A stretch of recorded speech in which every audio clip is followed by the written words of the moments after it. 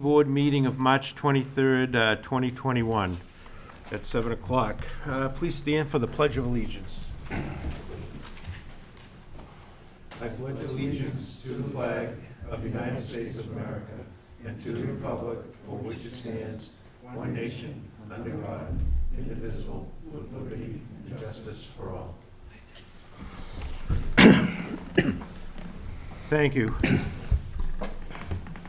This meeting will be conducted in person and via Zoom, and we have a link that is on our the planning board on the computer for everyone.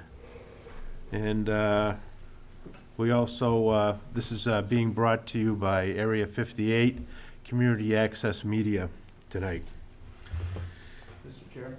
Yes. Just want to let you know we have Allison Sand online, Polly Shaw, and Ken Conti. Okay. Allison Sand and Polly Shaw are with Cranberry Point. Cranberry Point, there we go. And Mr. Conti, I believe, is with the Makepeace. Okay. Do we have a sign-in sheet, Jim? I see that we have a number of people with us here in the audience tonight as well.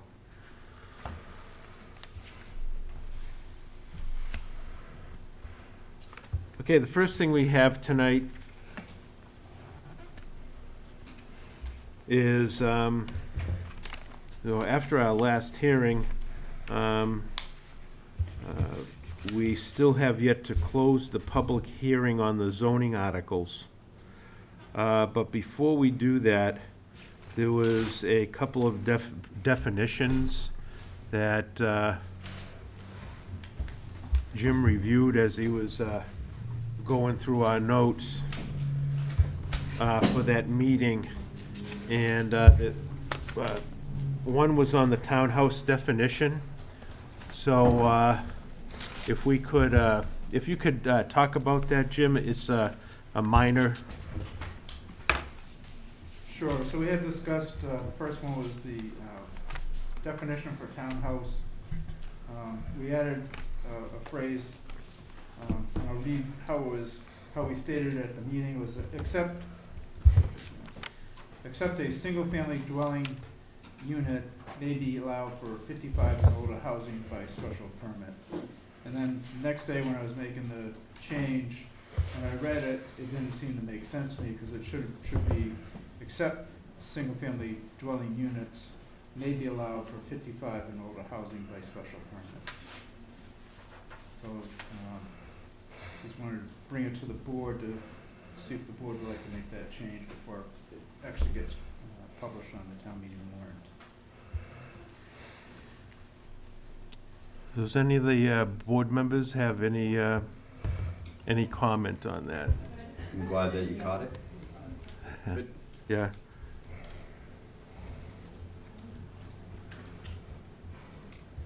I think the board would just need a motion to approve that change and then recommend to town meeting. I'll make that motion then to approve, to accept the change of dropping A and adding S to units on the article to bring to town. Second that. Okay, so we have a motion and a second to change what Kevin just said, and also this will be a recommendation for town meeting too. So if we could, is there any further discussion? Okay, so I guess we'll do a roll call vote. Cornelius Shea says aye. Bruce Mackey, aye. Kevin Robinson, aye. Ellen Sordillo, aye. Okay.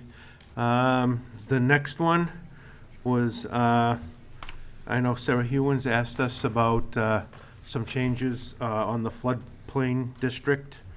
And Jim looked into it because we were wondering what could be done legally so that there wouldn't be a conflict between the town's definition and the the bylaw and the state's bylaw. So I don't know if you want to explain that. Jim did look into it. Sure. Ms. Hewens asked us to, what current show on the paperwork in front of you is the section 3750, variances/permits in the floodplain. She wanted to have that section removed and then replaced with language that's in the current bylaw for section 3760, use regulations, and then also section 3765, use limitations. And so when I talked to the state, they said that we could not remove section 3750. That was a mandated part of the floodplain district bylaw. But we could add sections 3760, use regulations, and section 3765, use limitations. I think, did I read that? Use regulations, use limitations. Okay. And so he reviewed that. He said what we have here is okay as far as the state's concerned. Okay. So I think we just need the board to approve those changes and then recommend to town meeting. All right. So I'll entertain a motion to approve those changes to the floodplain district and to recommend to the town meeting. We'll start with Mr. Shea. I make the motion to approve these changes. And I'll Okay. second that. Okay, so Cornelius Shea made the motion, Kevin Robinson second. Further discussion? Seeing none, we'll start with Mr. Shea. Cornelius Shea says aye. Bruce Mackey, aye. Kevin Robinson says aye. Ellen Sordillo says aye. All right, now, we'll close the public hearing, so I need a motion to close the public hearing for the zoning articles. I'll make a motion to close the public hearing on the zoning articles. I'll second that motion. Cornelius Shea seconds that motion. Okay, Kevin Robinson made the motion, Cornelius Shea second. Further discussion? Seeing none. Those in favor, let's do a roll call vote, please. Cornelius Shea says aye. Bruce Mackey, aye. Kevin Robinson says aye. Ellen Sordillo says aye. All right. So, well, thank you. It got us through the zoning articles after a few meetings. So now we have an A&R, and it's off of Wenham Road. It's map 107, lot 4-180 Makepeace, and Beals and Thomas. So this is for a discussion and possible vote for endorsement. Mr. Chairman, we have Mr. Conti on Zoom. I'm not sure if Sarah Stearns is in the audience as well. I need to She's here. I'm here. We're here tonight on behalf of 80 Makepeace to present this approval not required subdivision plan of existing Assessor's Map 107, Lot 1-4, which is Makepeace's Swan Home property. Current parcel consists of approximately 570 acres, primarily cranberry bog use. Makepeace is seeking to separate out approximately a 13-acre parcel located at the northeasterly corner of the property, adjacent to the former Patriot Pines property. The intent of creating this parcel is to have the Patriot Pines property acquire this property and be part of their ownership. The property does not have frontage. We've notated it on the plan as being not to be considered a separate building lot. But I can tell you that as part of the acquisition, there's an additional acquisition of a small parcel in Plymouth, which shows up on our index plan as parcel 20-17, which by an access has access to Meadow Park Road. So the property that we're subdividing is approximately subdividing on 15 acres. No frontage, but it does have access. All right, anyone else like to speak? Okay. Any questions by planning board members? I do. It doesn't have frontage, so this is not to be considered a building lot? Is that is that my understanding? Can we have that notated on the record? Okay. It does say, on the plan of land, it says parcel A, and it gives a number of square feet, and it says not to be considered a separate building lot. Right, Did you see that? I did see that, Okay. yeah. I would prefer the word separate be removed. That's, because an A and R without frontage isn't a buildable lot, so if it wants to be incorporated into the larger development, it'd have to be done so, rather than stand alone as a separate lot. I mean, the intent of the word separate means that, the lot could be joined with another property that has frontage and merged as a singular lot, so therefore could be part of a building lot as it stands right now. It should not be considered separate.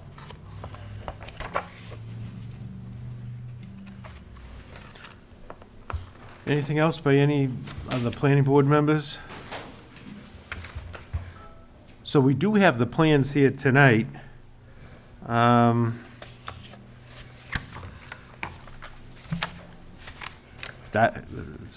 they're ready to sign, but if we took out separate, then new plans would have to be made for us to sign tonight. So, We cannot, no, we can set it as a condition. Once it's joined with the other property, that's fine, then it'll fall under the Subdivision Control Act, but we can set a condition that it's not buildable as a lot. well, this is a Form A. We don't usually do conditions on a Form A, but do we have the plans here tonight? I do have the Mylars. Mm-hmm. Yeah. Now, I'll tell you that we were before the commission, I'm not sure if it was last month, but with another property where we similarly created a lot that, was labeled not to be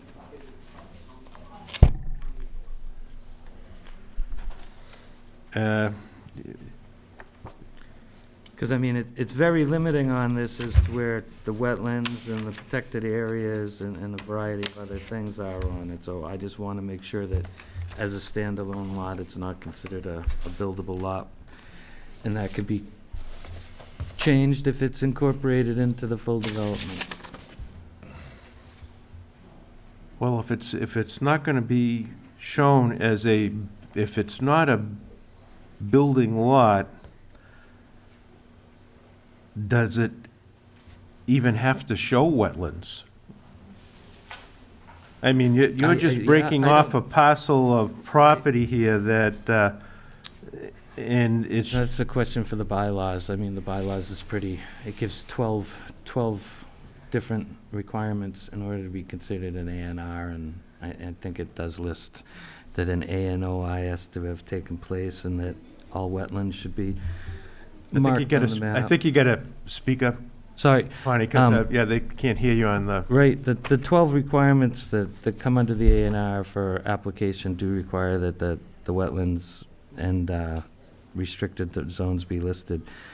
But I don't have a problem with the transfer of the property, but I just want to make sure that it is specifically noted that it is not currently a building lot. We just have mad language, not a building lot. so, Mr. Shea say, instead of not to be considered a separate building lot, he would like to see not to be considered a building lot, period. I mean, can that be done and then we sign it at our next meeting? Or is that too far away? Oh, no, we're having a, No, we can add a condition on tonight and sign it. That's not the issue. We can add conditions. never added conditions on a, well, we can't sign it if it has that language on it right now. Well, the condition would be If that- you don't want to see that language on here. Well, no, I don't have a problem with it on here, as long as the condition is it's not a buildable lot. That's all the condition is. And we can apply conditions to any decision we made according to the A&R, Mass A&R handbook, so. But if we don't add the conditions, then none of that applies. Okay, but for tonight, okay, the condition will have to be written then, and we'll have to sign that later. That's fine, yeah? We can do that. Is that all right, Mr. Conti? To be honest with you, I would have to, talk to my client about that change. Quite frankly, like I indicated previously, we've had plans before this board before with that exact language and it's been signed. Right. So I don't, there's a minor stipulation that somehow indicating that it's not a building lot is any different than indicating that it's not a separate building lot. There's really no difference. Then it shouldn't be an issue to agree with it, would be my point to that. Well, the indication is that it's not a building lot as it is presented on this plan. It is not a building lot as presented on the plan, correct. And what, Trying to maintain consistency with the board on submission. right, well, we developed, The word separate, and it hasn't been an issue. the plan developed and approved plans at a point in time for the Patriots Pine LLC. Those plans were based on the capacity as stated and provided to us, and whether that capacity for road work, drainage, and everything else stays the same with the addition of the lot would have to come under further review.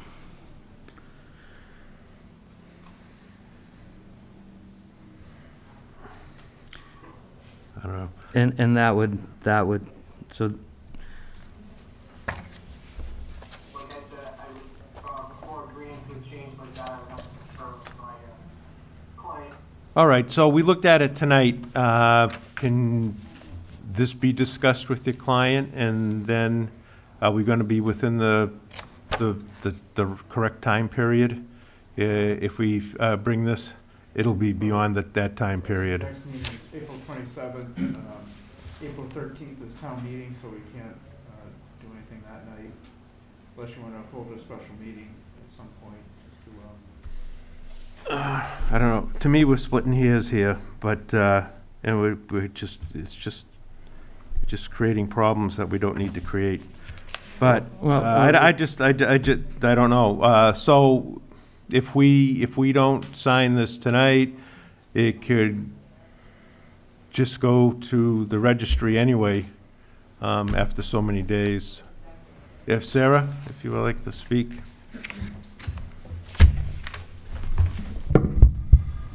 Thank you, Mr. Chairman. Ken, can you hear me okay? Yes, I can, Sarah. Sarah Stearns with Beals and Thomas. I'm a colleague of Ken Conti's, who's the PLS who prepared and stamped this plan. I just wanted to point out that we're only proposing carving off this lot off of the 80 Makepeace property, and that's all we're asking the board for endorsement on. The plan, as you noted, Mr. Chairman, is automatically endorsed after 20 days, so continuing it to your next hearing doesn't really do anything. Is that correct, Ken? Yes. So. Right, is there an issue with considering it not a buildable lot unless it's incorporated into, right, so. I think just the semantics of the word separate is what you're asking for, right? I mean, Well, it's going to require further review if it's added into course. the subdivision. And we Yes. have to take into account that the roadways have already been planned along with the drainage and various that other has nothing things. to do with what we're here for tonight, though. Right, so, if you're not currently planning on building on it, as long as it's unincorporated from the other lot, then I don't see how big of an issue this could be. I think- Currently, as it stands, there is no access to this property, there's no frontage, so it's not a buildable lot. Correct, Right. and that's what the plan Right. says. Well, it says it's not it's just not to be considered a separate building lot, but it, as Meaning, it, meaning as it's standing alone, once it's removed from the larger parcel, it is no longer buildable. right, so currently, as it stands, it is not a buildable lot. Correct. Yes. That's what the plan says. Ken, is that, am I right to say that the language written on the stamped plan is industry standard? It is. And like I said, we had plans before this board before with that exact language, and it's been endorsed. Yeah, I mean, I would just ask the board to consider past practice and industry standard for this and not get too far ahead about what is planned for this land. It's just Now, as I'm it not worried stands about today. what's planned for this land. As long as this land stands alone, it's not a buildable lot, and I want that on record if I am to approve this in any way. It is on record. It's on the Mylar. It's on the record as not a separate buildable lot, but once it's incorporated, then things change. Right, but that's the next step if the landowner chooses to do that. Tonight, we're just here to break it off of the larger lot. Well, as long as it's clear, as long as everybody understands that I don't consider it a buildable lot, and until it's incorporated into some other land, I think that has to, and that would have to go through further review, especially understand if that. a subdivision was, of this size, was to be expanded. We understand that. I mean, it isn't a buildable lot because it has no frontage. So they're just breaking it off. It has no frontage. You can create a lot with no frontage, but it's not a building lot. And that's what they're saying here. It's a separate, I just want that clarified, Yeah. is really what the point I'm pushing for.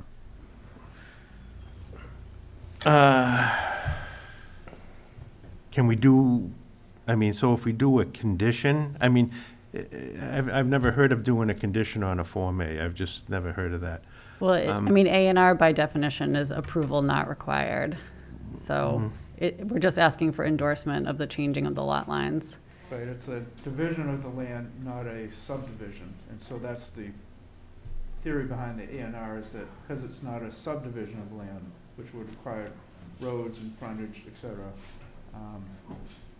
then it's to be endorsed as a A and R plan. Well, the subdivision of land is creating more than one property out of a property, is subdividing a property.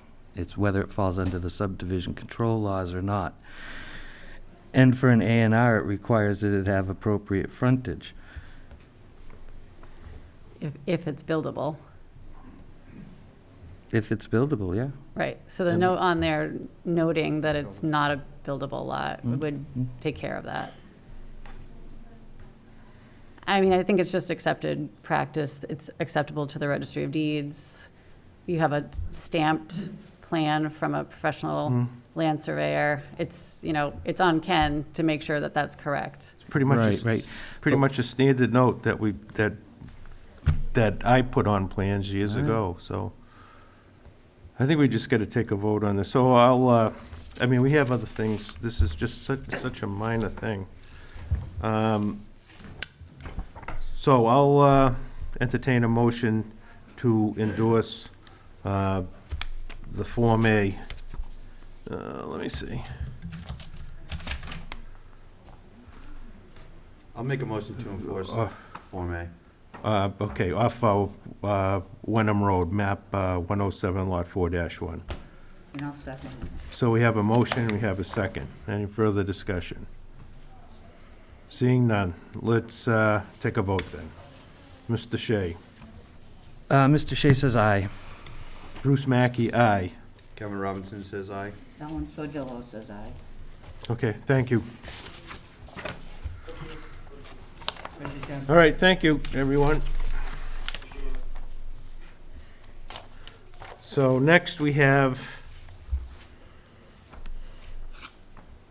request to, this is a lot release request to exchange lots held by Town Ewell Estates, Jack Williams.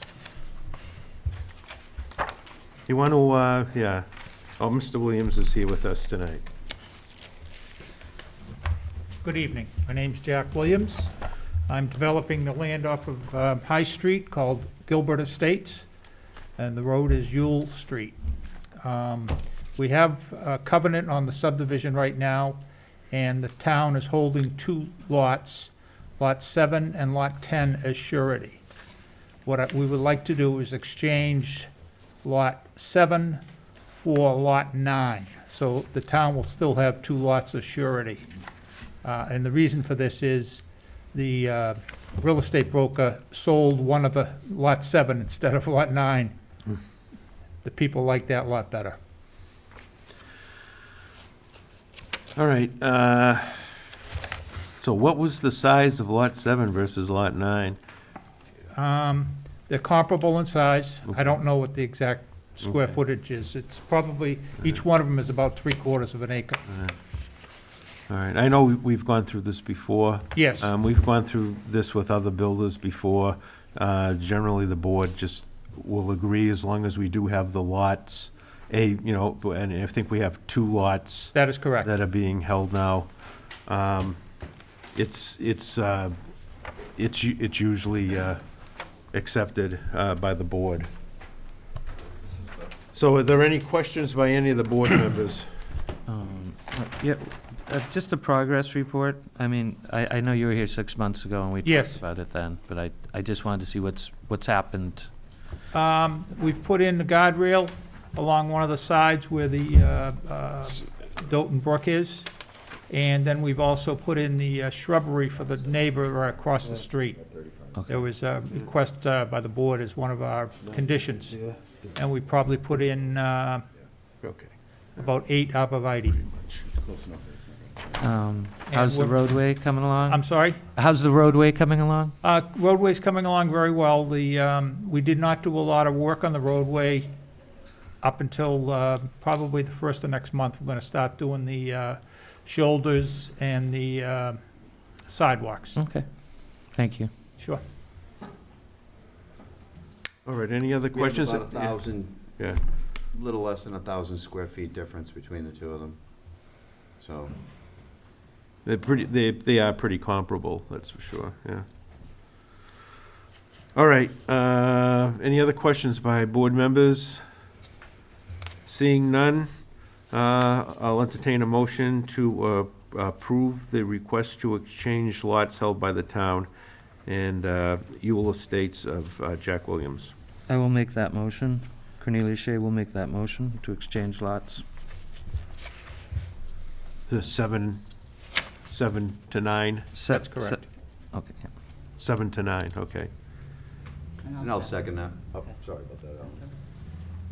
So a motion by Kevin Robinson. Motion by Cornelius. Oh, a motion by Cornelia Shea, second by Kevin Robinson. Further discussion? Seeing none. Other than, I hope we don't have to do this again. Me either. This is like the third time. But we're happy to do it tonight. All right, so let's take a vote. Cornelia Shea says aye. Bruce Mackey, aye. Kevin Robinson, aye. Ellen Sodillo, aye. All right, okay, thank you. Thank you very much.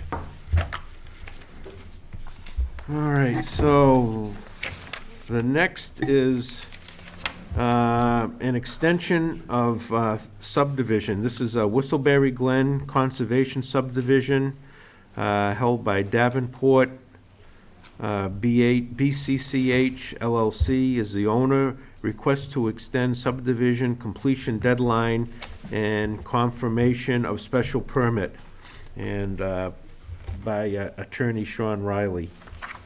Interesting, it's right off the same road. Right, Whistleberry Glen is off of High Street as well, isn't it? Whistleberry Glen is right off of High Street. Yep. Good evening, Mr. Chairman. May I? My name is Attorney Sean Riley. I'm from Abington. With me tonight is Mr. Jack Reardon, who's sitting in the back corner behind me, who is intending to be the home builder of Whistleberry Glen. I represent the proposed purchaser of this subdivision from Davenport's LLC. Davenport BCCH LLC is the current owner. I represent Mr. Richard Rosen and his company called Henny Lane LLC. They have a purchase and sale agreement whereby my client will be purchasing this 14-lot subdivision, and there's a Form A almost adjacent to it right on the street on High Street. So I've done a title search for the benefit of my client, to make sure the title's clear, there's no liens or mortgages. Meanwhile, my client's lending bank is also checking the title on the property, and we want to make sure it's clean before the bank grants a mortgage, before my client buys the property, and then when we go to sell the 14, 15 lots, that every other title examiner and every other bank will know that the title is clean. There was two issues I was hoping that I could ask you to work with me to clear up and confirm, not only for my client, but for the 14 future home buyers. One of them is the planning board, I should say, this subdivision was approved back in, I believe, 2007. Davenport owned two subdivisions. This one, Whistleberry Glen, and another one, I believe it was called Hawks something on Plymouth Street. They began developing them both, and then the economy kind of tightened. They proceeded with the other one off of Plymouth Street. They have already put the road in here at Whistleberry Glen, put the utilities in, the base coat is in, but not the top coat, which obviously you put in after the houses are built, so it's not damaged. So my client stands in a position to buy the subdivision with a completed road, a base coat of a road, and utilities, and he would immediately then start to transfer lots to Mr. Reardon's company and start selling the homes and building it out, and then eventually would put the top coat on. The covenant that was recorded back in 2007, is, I guess your standard covenant language has a deadline that the road should be completed by a certain date.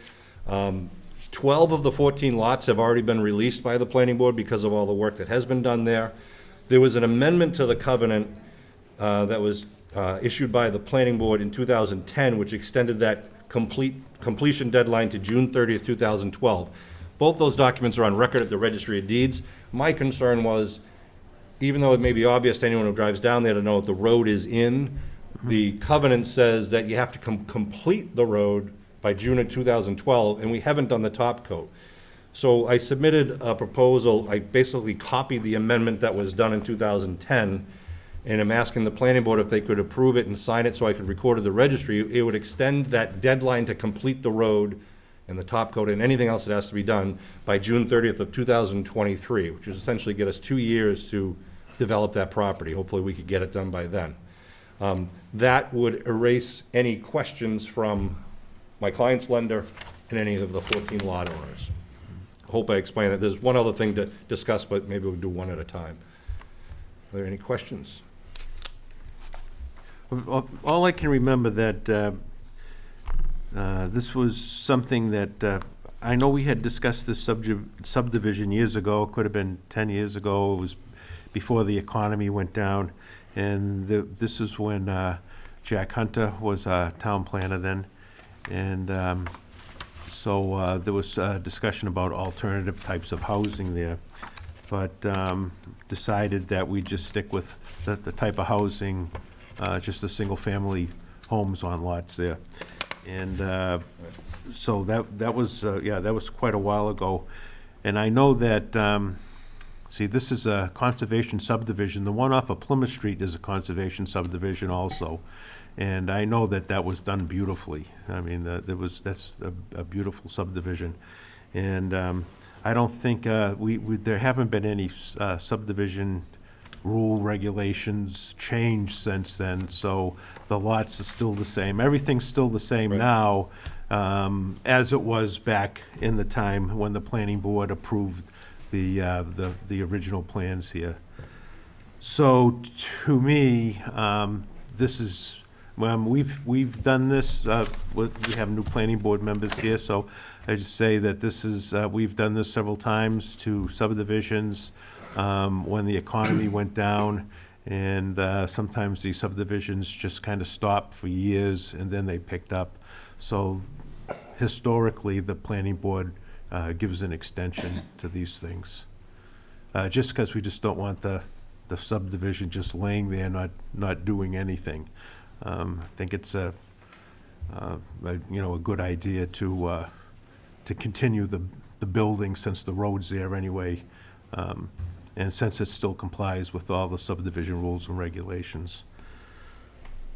So, so the first thing you want is, okay, so are there any questions by any of the planning board members?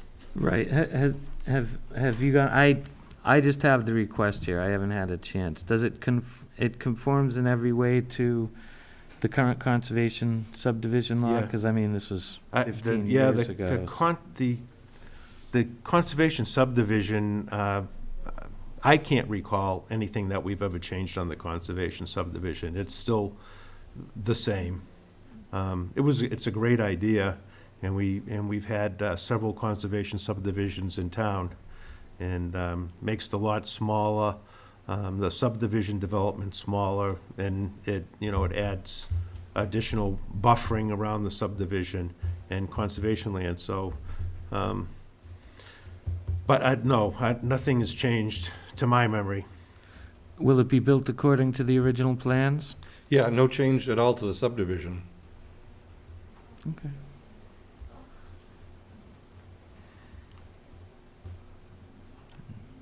Anything else by any of the board Fine, members? you're just basically looking for, at this point, for us to change it from June 2012 to March 23rd, 2023? I think I suggested June Oh, June. to 2023, right? Okay.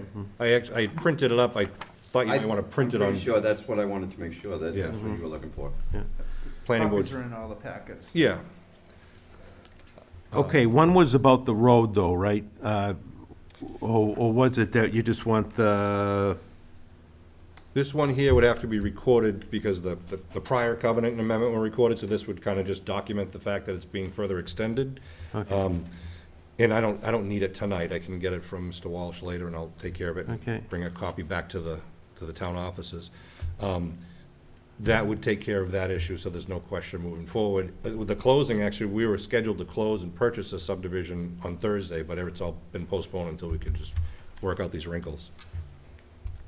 Right, but you just need approval of the extension of the Of- completion date for the subdivision. Correct. okay. And then the second page, the certification, The second document is just a certification. This regards a special permit that was also issued at the same time the subdivision was approved, the conservation special permit. And with any special permit, under the statute, you have to use it or lose it, basically. And so that special permit was issued back in 2007, was actually amended in, I believe it was 2017. The purpose of that amendment was really to remove the phasing restrictions. But it contained the similar language in 2017 that said, if substantial use and construction permitted by this modification is not commenced within 3 years from this date, the special permit would expire. We don't think it has expired because we've actually, or we didn't, but Davenport built the road. They did use the special permit. I'm not looking to record a document. What I was looking is if I could have, I suggested that maybe the planning director could sign the form I drafted, that if any closing attorney for any of the 14 home buyers asked, had this, how do you explain the fact that it did or didn't expire? Because they don't know, they don't drive down and look at the road and see that the road is in. I could give them this certification that says that the town of Carver considers that this was exercised, the special permit was exercised when they essentially put the road and the utilities in. The lot sales were delayed because of the economy and Davenport's decision to do the other subdivision first. We'd like to finish it. All right, can you just sign that, or do we have to, so I think, what do we need, like a vote to extend the deadline, okay, Yeah, it would be, the completion date from June 30th, 2012 to June 2023. And then I would just also suggest another motion that would authorize me to sign the certification on behalf of the board. okay. Are we still holding the 2 properties? So I think is there 2 lots that are still being held? there's 2 lots still being held, lots Yeah. 4 and 11.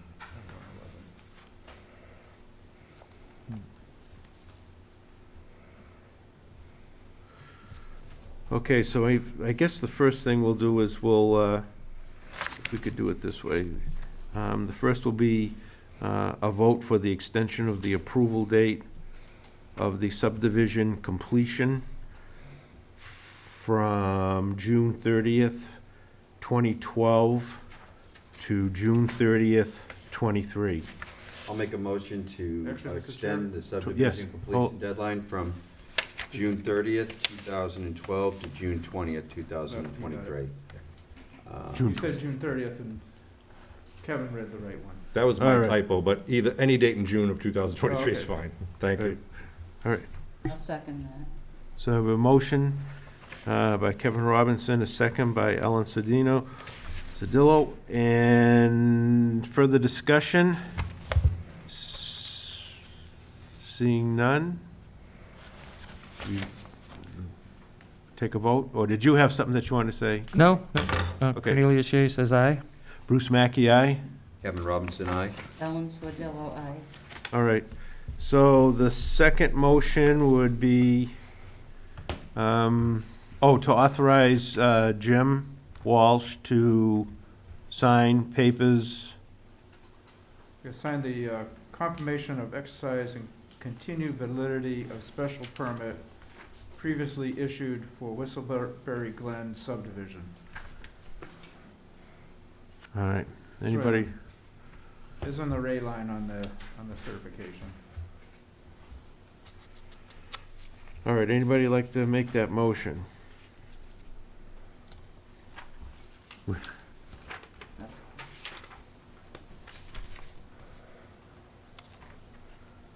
I'll make that motion as well, that we give Jim our,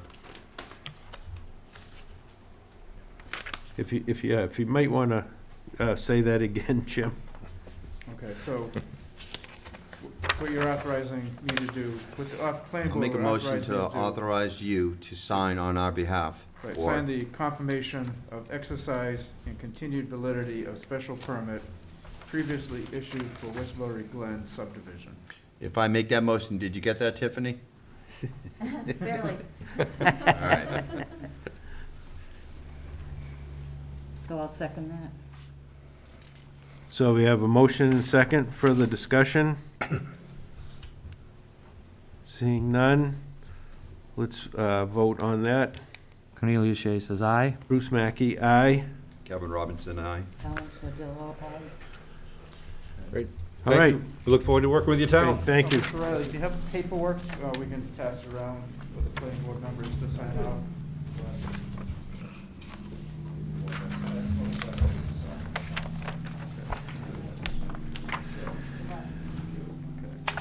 You want to sign it now?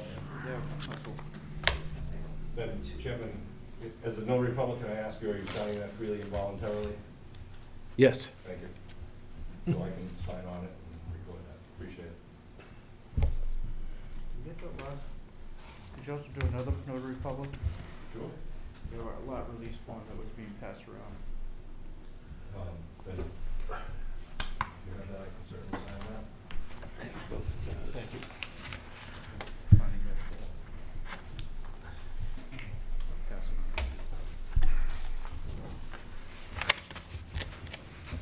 Mr. LaFont says you provide for good legal services, so is that notary services? Yeah, notary services are free.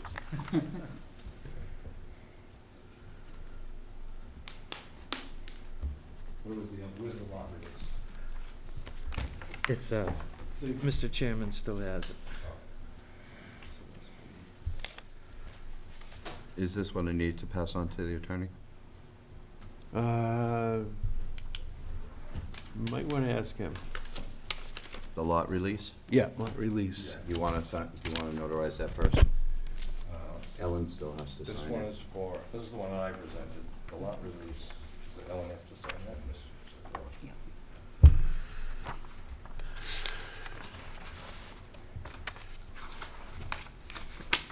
Thank you. Mr. Walton, get a recorded copy of this and send it to you. Sure. Thank you. All right, did I sign that one? Good thing I asked her. Shane Mackey, what is your first name, if I could ask? Bruce. Bruce, great, thank you. Thank you. I'll sign this and get this right down.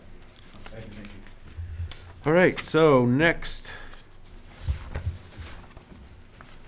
we have a sign permit, Eat Fits, 2 Montello Street, map 22 5-B-R. And this is a new sign. I saw the business last week. I drove by. Anybody here representing that sign? I guess not, but in our packets, we do have a sign permit application, and I think this is pretty straightforward. And it shows, I looked at this morning, it's at the Silo Marketplace, and it's on the, it's on the main sign out front, which has Obashan Hardware and Nail Delight, Plymouth County Growers, Callie's Tanning Club, Hills Insurance Company. And what they're going to do is they're just putting up another square up on the board, which would be Eat Fits and online order. And in our packets, it shows it on both sides of the marquee sign out front. So this is, it's just replacing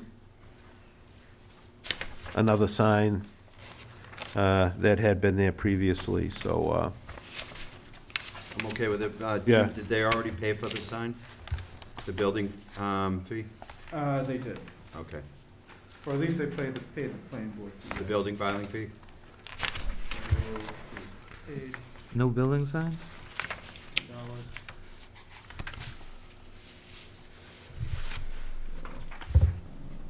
So, there's a notation that they paid $50 Okay. back then. yep.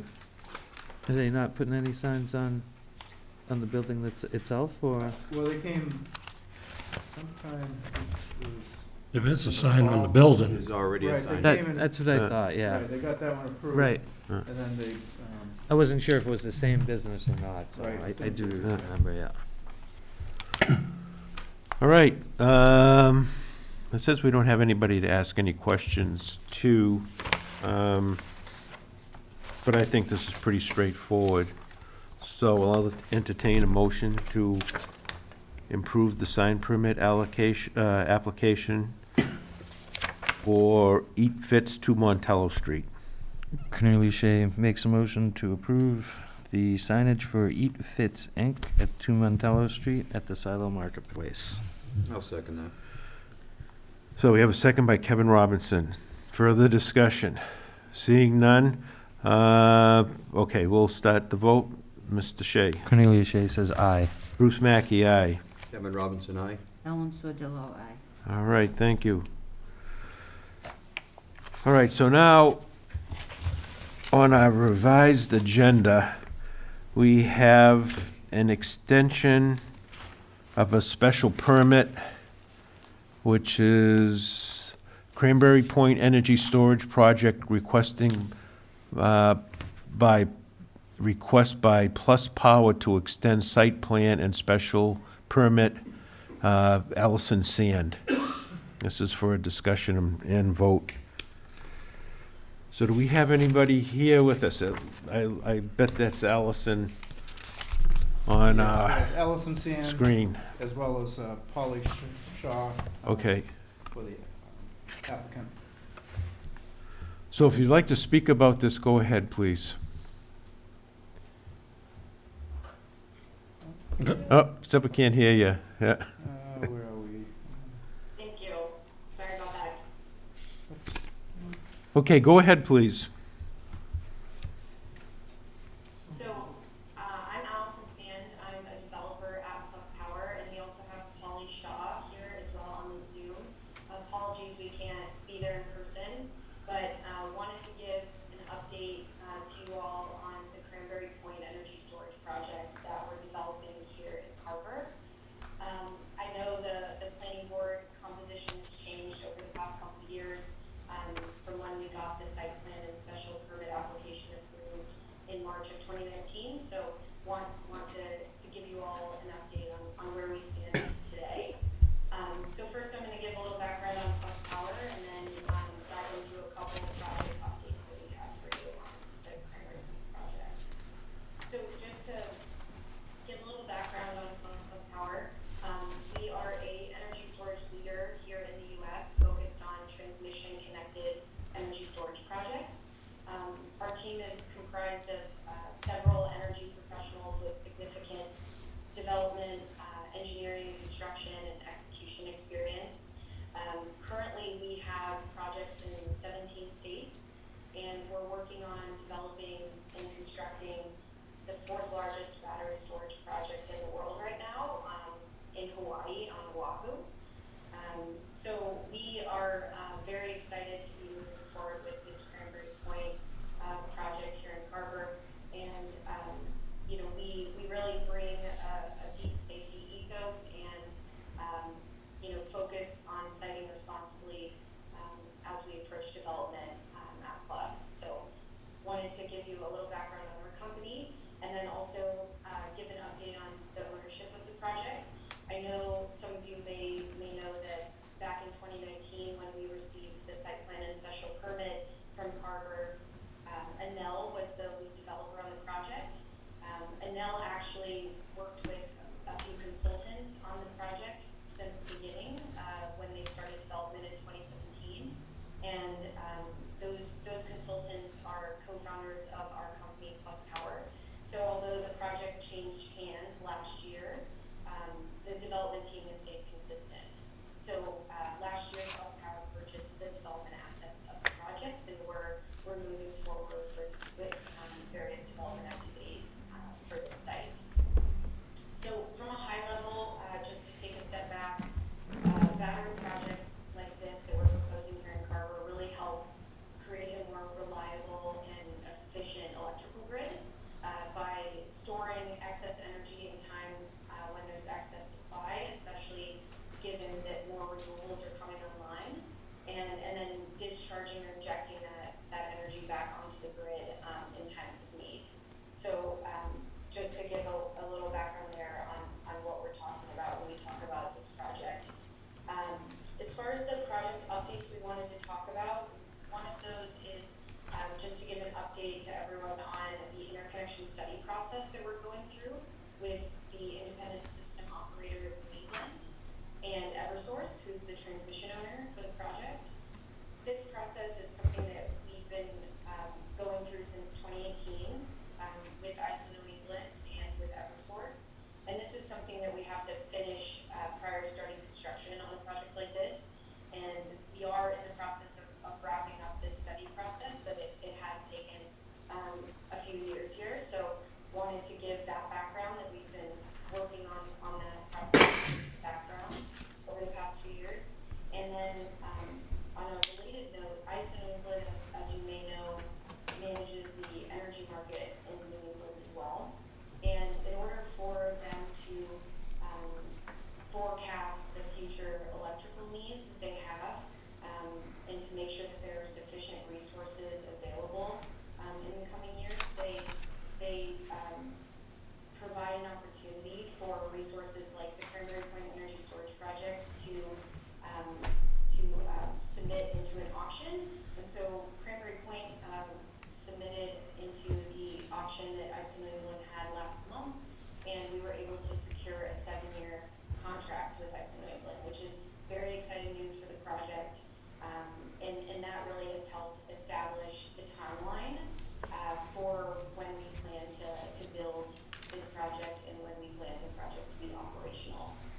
Because this contract is for 3 years out, that means that we're now targeting a commercial operation date for the facility in June of 2024, and then would target starting construction in Q1 of 2023. So wanted to give an update on those 2 points related to the overall timing of the project. And we are asking today for the board to approve an extension for 2 years for this special permit for the Cranberry Point project to better align the permit timing with our new construction target of 2023. So the conditions that are set forth in the site plan and special permit are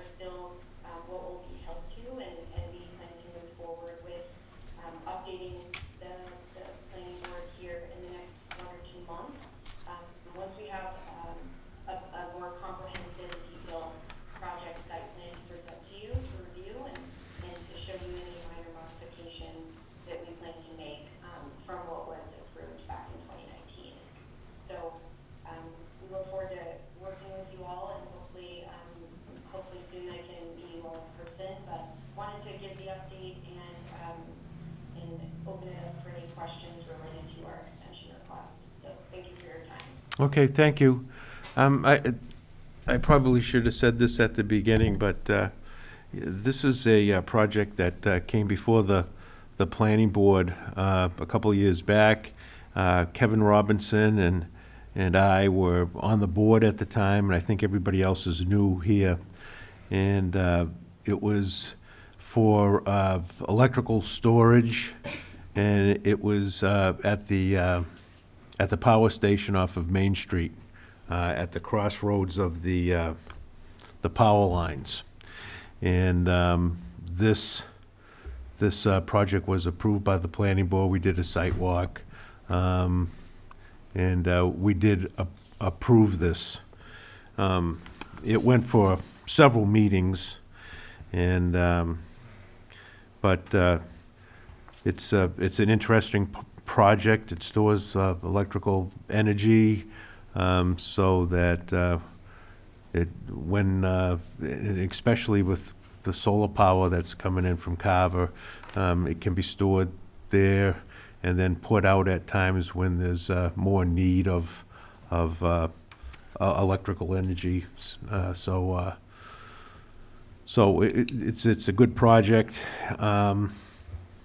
It's off of Main Street. It can't be seen from the main road. It's in a cranberry bog area. It's buffered on one side by trees, and in the front of it it's buffered by a tall earthen berm that was there, sort of like a sand pit area, so nothing can be seen from the road. So as I said, what they're asking here tonight is just an extension of the plan, of the permit. And, this happens so often, even when we do the solar arrays. It takes sometimes years before the electric companies can look into it, decide what they want to do with it. So sometimes it goes beyond the usual time. And so we occasionally get requests for an extension. So this is just another one of those types of projects.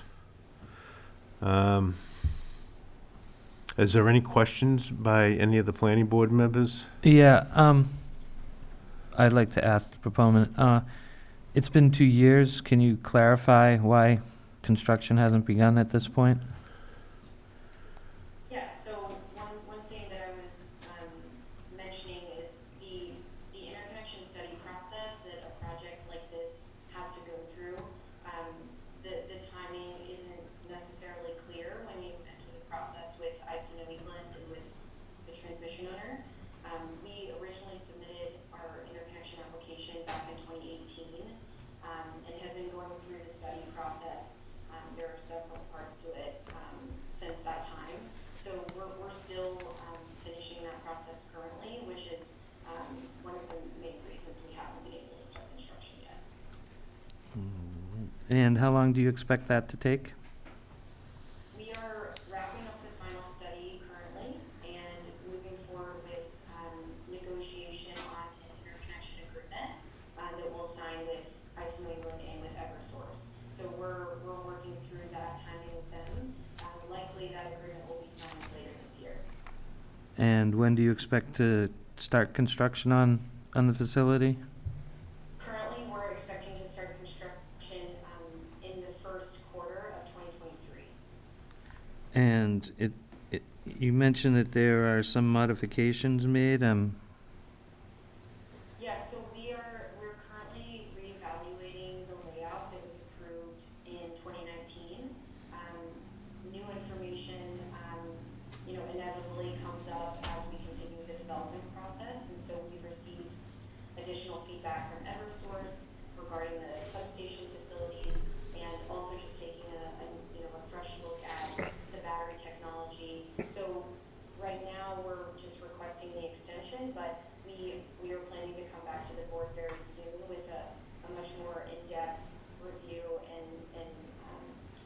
updated site plan to show what those minor modifications will look like. Thank you. Yeah, we were told at the last meetings we had for this, that this was an evolving science, and, the project could change slightly as time went on. So I kind of expected that something like this would happen. So when did we, just so that we can make a motion here, when did we originally, what was the date? So we're going from what date to what date? So the original approval was March 26, 2019, but March then, 26, 2019, okay. right, but then, the permit is, because the timeframe, or the validity of the current special permit is actually through April 17, 2019, and that's because of the 20-day appeal period. Mhm. And I believe they're looking for an extension through March 31st, 2023. Correct. 31st, 2023. I think we should keep it within the 2-year limit. That pushes it over the 2-year limit, which is outside of what we allow. Also, I might recommend that we do it on the condition of as submitted to the board, and that they should come for any modifications. Well, they have to anyway. If they modify the plan, they have to come before the board, either as a minor modification or a major modification. Because if they build it and it isn't according to plan, then there's a problem. So, Right. so that's automatically Which noted. we've had to deal with that before, and not built to plan, so. So you wanted this was from 2019 to 2023, so you wanted a 4-year extension, and that was the reason for that, because it's gonna take, I know it was gonna be quite a large facility, and probably very But I complex. think the approval date was 2019, so they would have 2 years. Yeah. So that'd be 2021. So technically April 2021 because of the appeal period. And then they're looking for another, looks like 2 years from April 17, 2021. So that gets into 2023. Okay. So they just wanna know that they could do it to 2023. Right. Okay. Good luck on, But, I mean, I don't really see any reason why not. If there's any changes in the project, they'd have to come before the board anyway. If any technology changes or anything else that, in the size, shape, or whatever of the facility changes, it would have to come to the board as some sort of a modification. So, I mean, I have no problem with March 31st, 2023. Any other questions by board? Again, I think we can only approve it for 2 years, right? So I think we have to go from the 26th to the 26th. I know it's minor, but they're requesting 24 months, and I think we have a 24-month requirement on it, a 2-year requirement to begin construction or significant construction. They're probably using the appeal process time. Oh, okay. All right. No, 'cause that's fine, yeah. yeah, so if That's you, okay. you found the letter, I don't know if you see the town clerk letter that was part of the. Oh, packet. okay, so that's, yeah, all right. So April 17 was the date of certification, so that would be Oh, right. sort of the Okay, we're all set. threshold. Do you want me to make a motion then? Well, was there anything else that you want to add? I know Jesse Boyle's here from the fire department. Is it for this particular project or something else that he wanted to say? Not for Cranberry Point. Not for Cranberry Point, okay. Okay, I guess if there are no other further questions by the planning board members, I'll entertain a motion for the extension of the special permit and site plan from March 26, 2019 to March 31st of 2023. I'll make that motion to extend the site plan and special permit to March 31st, 2023. I'll second that motion. Cornelius Shea seconds that motion. Okay, motion made by Kevin Robinson, second by Cornelia Shea. Further discussion? Seeing none, let's take a vote. Cornelia Shea says aye. Bruce Mackey, aye. Kevin Robinson, aye. Ellen Sordillo, aye. Okay, thank you. Thank you. All right, thanks. So we'll see you later in the future, I guess. Okay. Mr. Chair, I know our next item, they've asked for a continuance. We have Assistant Deputy Chief of the Fire Department, Jesse Boyle, here. He wanted to talk about the battery storage systems and I think it was the chemicals used to put out the fire. And maybe take just a few minutes of that time slot so he can Okay. provide some information to the board. All right, well, okay, so, we did have a public hearing. It was for Ironwood Renewable, on 223 Meadow Street, and they've requested a continuance of the public hearing to April 27th at 7 o'clock. So, should we vote on that? We can vote on that and then hear Mr. Boyle. So, motion to continue entertain a motion to continue the public hearing to April 27th at 7 o'clock. I will make a motion to continue the Ironwood Renewables public hearing to April 27th. I'll second that. Okay, we have a motion and a second. Further discussion? Seeing none, let's vote. Cornelia Shea says aye. Bruce Mackey, aye. Kevin Robinson says aye. Ellen Sordillo says aye. All right.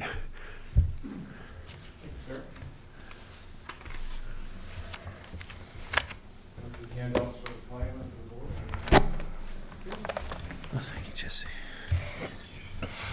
Thank you. Thank you. I just realized I may be handing these out, but Thank you.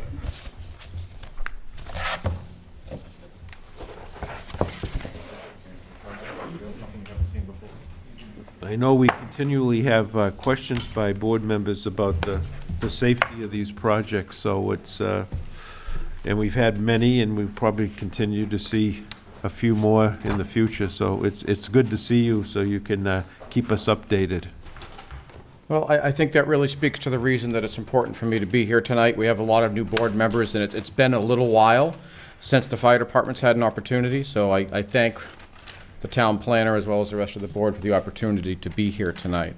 My name's Jesse Boyle. I am the Assistant Deputy Chief at the Carver Fire Department.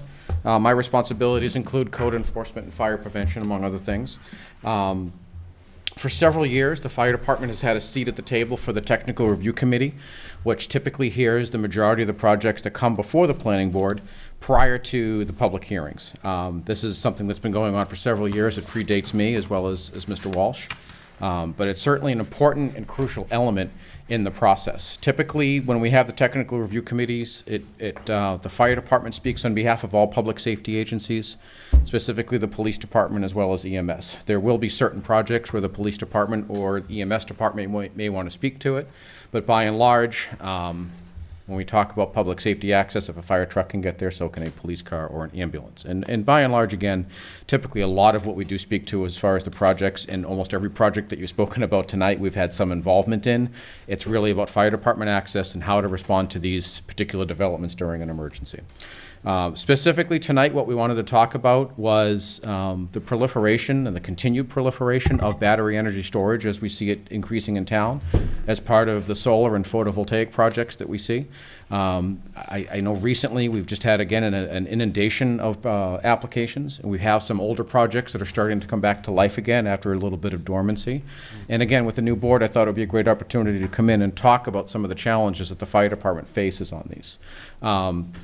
So just backing up a little bit, when we started working on some of these solar projects less than 10 years ago, the majority of the challenges with these sites were just getting access. They were typically in remote areas, on top of cranberry bogs or on top of landfills, and for obvious reasons, these created some access challenges.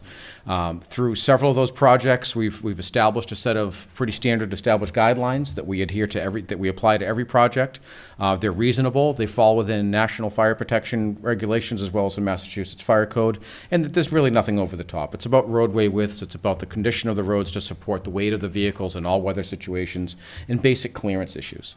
Additionally, beyond that, these projects are typically fenced in. Well, we need to be able to get inside the fence if there's a fire, if there's some sort of emergency in there with personnel. So it's really become fairly boilerplate at this point. Fast forward a few years, we're now starting to see the addition of the battery systems. We have a few in town right now that have been permitted and approved and are under construction. Those present a very different set of challenges over access. By and large, your typical solar system has very little fire hazard associated with it. You know, the solar panels themselves are largely glass and electronics and metal, and although they can combust, there's very little hazard there related compared to some sort of enclosure or a building where people may be inside. And they're largely electrical in nature. You have transformers, you have inverters, you have electrical wiring, and although we have had a few minor fires related to solar projects over the last few years, they're really in the electrical nature of things, which is already highly regulated through the National Electric Code. So it's really not even because this is a new type of technology. But again, now that we have the battery energy storage, these are located inside enclosures, they're inside of structures, and that creates a different challenge for the fire department. And there's an incredible amount of stored energy that occurs inside these battery enclosures. When we first started to hear about these projects a few years ago, there was very little information that was involved. Just as we heard a few minutes ago about the Cranberry Point project, the technology is increasing by the day on these. The codes can't keep up. So one of the things that we've been forced to do as far as submitting comments from the fire department perspective is citing codes that weren't even complete yet. For instance, NFPA 855. NFPA is the National Fire Protection Association. They really regulate everything when it comes to building materials. Even the National Electric Code is written by NFPA. 855 is the chapter that they've dedicated to just battery energy storage and photovoltaic. It's still under development. However, it's such a substantial document that my peers and other fire departments are also citing this document as essentially what we're going to use for code requirements. Inside the packet that I handed out tonight, I've copied some of our typical energy storage comments as well as for photovoltaic. There's a lot of alphabet soup going on in there, all right? There's a lot of different codes that are cited. I could speak at length about most of these. You don't want to hear it. You know, it's very standard stuff that's already been documented, but you know, we're looking for the ability to continue to comment on these projects because there's from the point of inception to the point of when they start actually breaking ground, a lot changes in as far as how the fire codes are adjusting and adapting to these. So one of the things that we've left open is our ability to continue to comment throughout the project. And we've seen that recently with the addition of having fire department to have an additional review prior to the building permit be issued. And I think that's a great idea. And I think that's a good opportunity for us to try to get back into the conversation. Because previous to that, we would submit our comments to the board would issue a special permit, and sayonara, nobody would hear from the fire department again. Whereas, you know, especially on these projects, the fire department is the agency more than any other in town that's going to continue to have a connection to these projects as time goes on. Once construction's done and those workers are gone and all the Concom stuff is gone, we're going to continue to have to be able to be responding and overseeing the maintenance of these projects. So I'll just skip through some of these real quick just to highlight it. The Massachusetts Fire Code is typically the first thing that we go to. There's a series of general laws as well as the fire code itself that is the first place we go to when we want to cite code that addresses any project. And from there we start to get into the national codes, the NFPA codes, the International Building Code, the National Fire Code. And there's so many different interpretations of it, but there are so many different components of these systems that fall under a different part of the code. Again, with just plain old photovoltaic, there's no suppression systems, which is a fire extinguishing system. There's no alarm systems because it's just a bunch of panels in a field, essentially. I know I'm oversimplifying things, but that's what it is.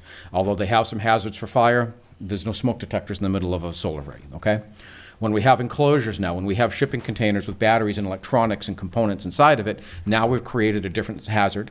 Certainly hazards that can be mitigated. Certainly there's something that our fire department has the ability to handle on the scale that we're being presented to right now, but we need to know when there's an emergency there. So now that there's a requirement for detection systems, which are essentially smoke detectors, not much different than what we all have in our homes and what we have here in Town Hall, those systems require maintenance. And as I've started to notice in some of the more recent applications, and as you've all required these O&M plans for these facilities as they move forward, I'm seeing some comments about checking the panels to make sure that the panels are clean and the connections are tight, and thermal imaging scanning and making sure the grass is mowed. And I'm not seeing references to the annual inspection and maintenance of these fire alarm systems. It's very basic stuff. Town Hall has it done. For those of you that work here during the day, you hear the alarms go off a few times a year as they test them. Every school system has it done quarterly. This also is required to have annual maintenance done. Additionally, the fire suppression systems, and I know Mr. Shea has brought up some of these questions at past meetings about the actual chemical products that are being used in these. There's an entire NFPA code in here also about these types of systems that are in there. There's no one type of system. It really encompasses a broad range of systems. Because it's live electricity, typically water is not the number one product that we want to use to put the fire out. So we are using different chemicals. And for the most part, these are called clean agent systems. So they're using a chemical reaction to inhibit the spread of the fire. Fire needs oxygen to burn. So what a lot of these suppression systems are using is a chemical inhibition to stop the process of the fire continuing to burn. However, lithium ion does have the ability, which is what these systems are. Right now, most of them are lithium ion. Unfortunately, that chemical has the ability to create its own oxygen, to create it's an oxidizer.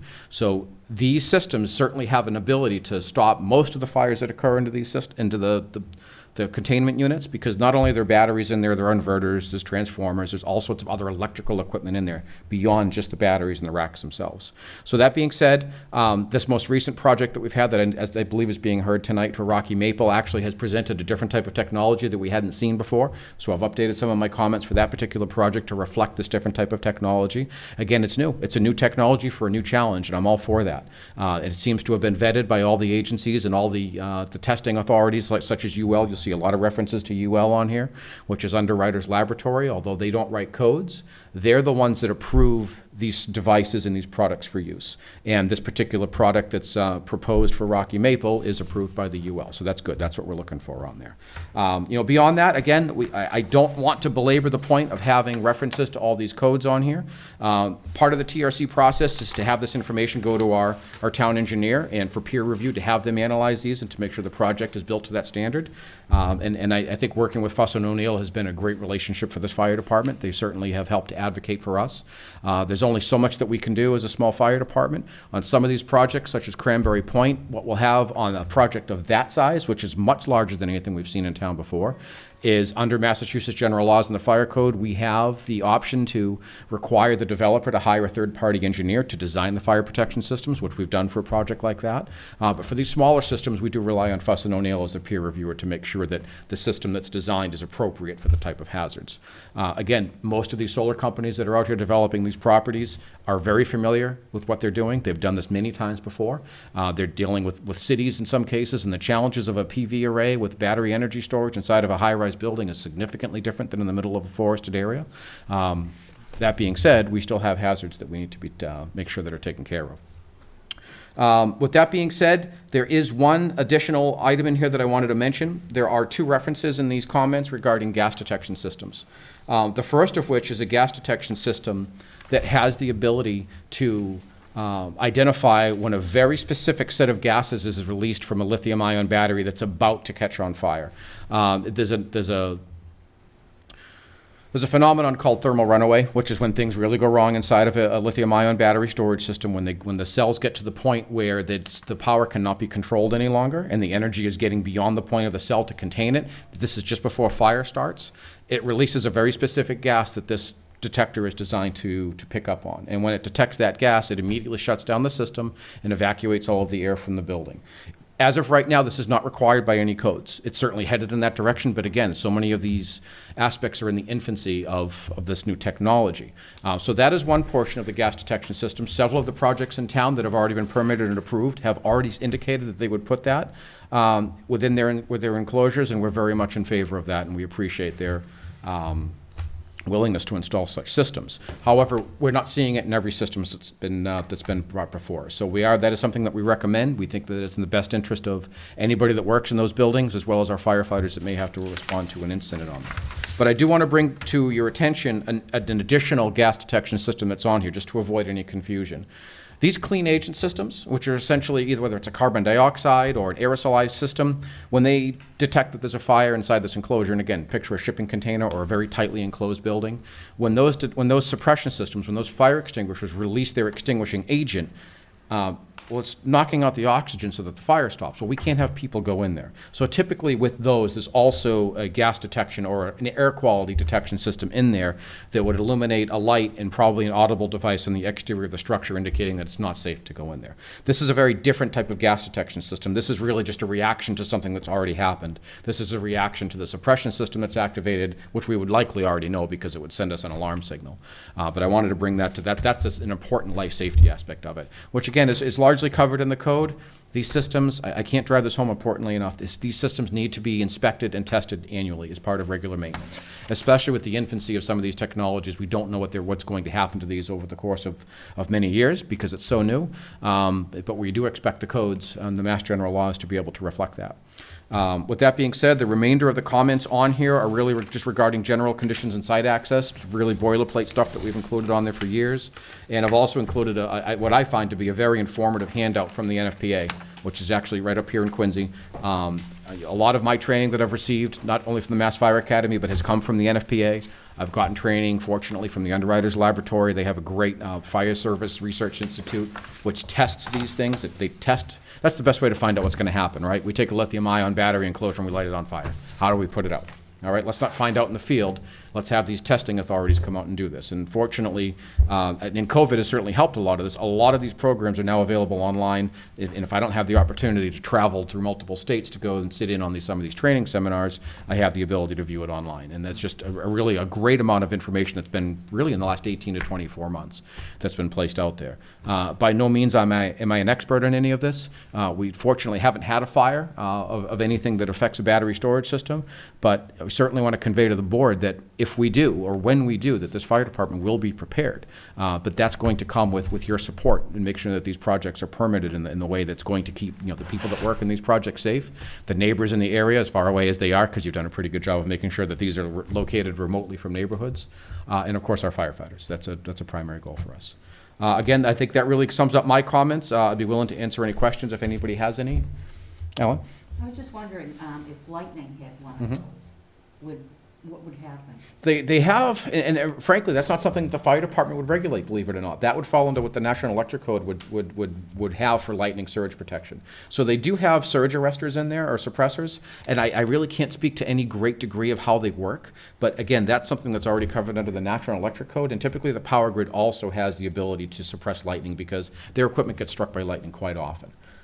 As far as its ability to start a fire, I think it's minimal. I think it's more likely to just do some significant damage to their equipment within the container. Chief, what can we do to help you see to it that these inspections are done regularly? So are there any particular ones right now that you're concerned about? First of all, please don't call me Chief. Jesse's fine. As far as, again, we have existing businesses and operations all throughout town that are already required to have their systems tested annually. And just as a result of that, they send them into the fire department. So we have a records keeping system where we monitor what places have had their inspections done. This is why we do annual inspections. For instance, I inspected a restaurant this afternoon as well as a campsite in South Carver. Before they have their occupancy permit issued to them each year, it's required that the fire department go out and check just some basic safety items to make sure that their suppression and their alarm systems are updated and to the current code. And we just get a certificate that the person that did the inspection says that, I'm a professional, I inspected the system, it meets the code, and then they hand us a certificate and we keep it on file. It's really that basic. Okay. I don't know that we have any jurisdiction to require an annual inspection, at least from the fire department behalf. I'll look into that, and if that's something that we can say that yes, we're the AHJ, we're the authority having jurisdiction, the code supports this, we can come out on an annual basis and require it. Like I said, I'm not sure that that's... We're going to want a condition. Well, since the code, if it has a suppression system and it has a detection system, they're required by code to inspect them annually and then send their certificates to us. But, what's our enforcement strength on that? What teeth do we have to make sure that that's getting done other than it be a code violation? So again, if we're keeping our records up, how would we find out? So what I'd like to do, Kevin, is look into finding out is, can we enforce or require an annual inspection, which, it's like I said, we do for restaurants. Every restaurant in town gets an annual inspection. Every daycare in town gets an annual inspection. We do the schools, so, Well, I don't think I'd even want to go forward if we weren't going to definitely mandate that and find out who we're going to have, taking care of seeing to it that that does get done. okay, duly noted. All right, I'll look into it and I'll find out, and I'll get back to the board prior to your next meeting. Yeah, especially where it's a building itself. You have no idea what's going on inside there, Correct, so. yeah. And often when we have the opportunity to go out and do these annual inspections, it gives us an opportunity as a fire department to do things like find out, okay, who's the contact person? As we know, every one of these, I shouldn't say every one, but by and large, most of these solar projects have changed hands several times. And we've had situations where we've had to go out. I know of the project over on Great Meadow when there was some compliance issues with just fencing. It took us a while to find out who owned the property because it had changed hands several times. And if there was an annual process to go out there and do that on-site inspection, and that would be an opportunity for us to make sure that the people that run the property are still the people that run the property.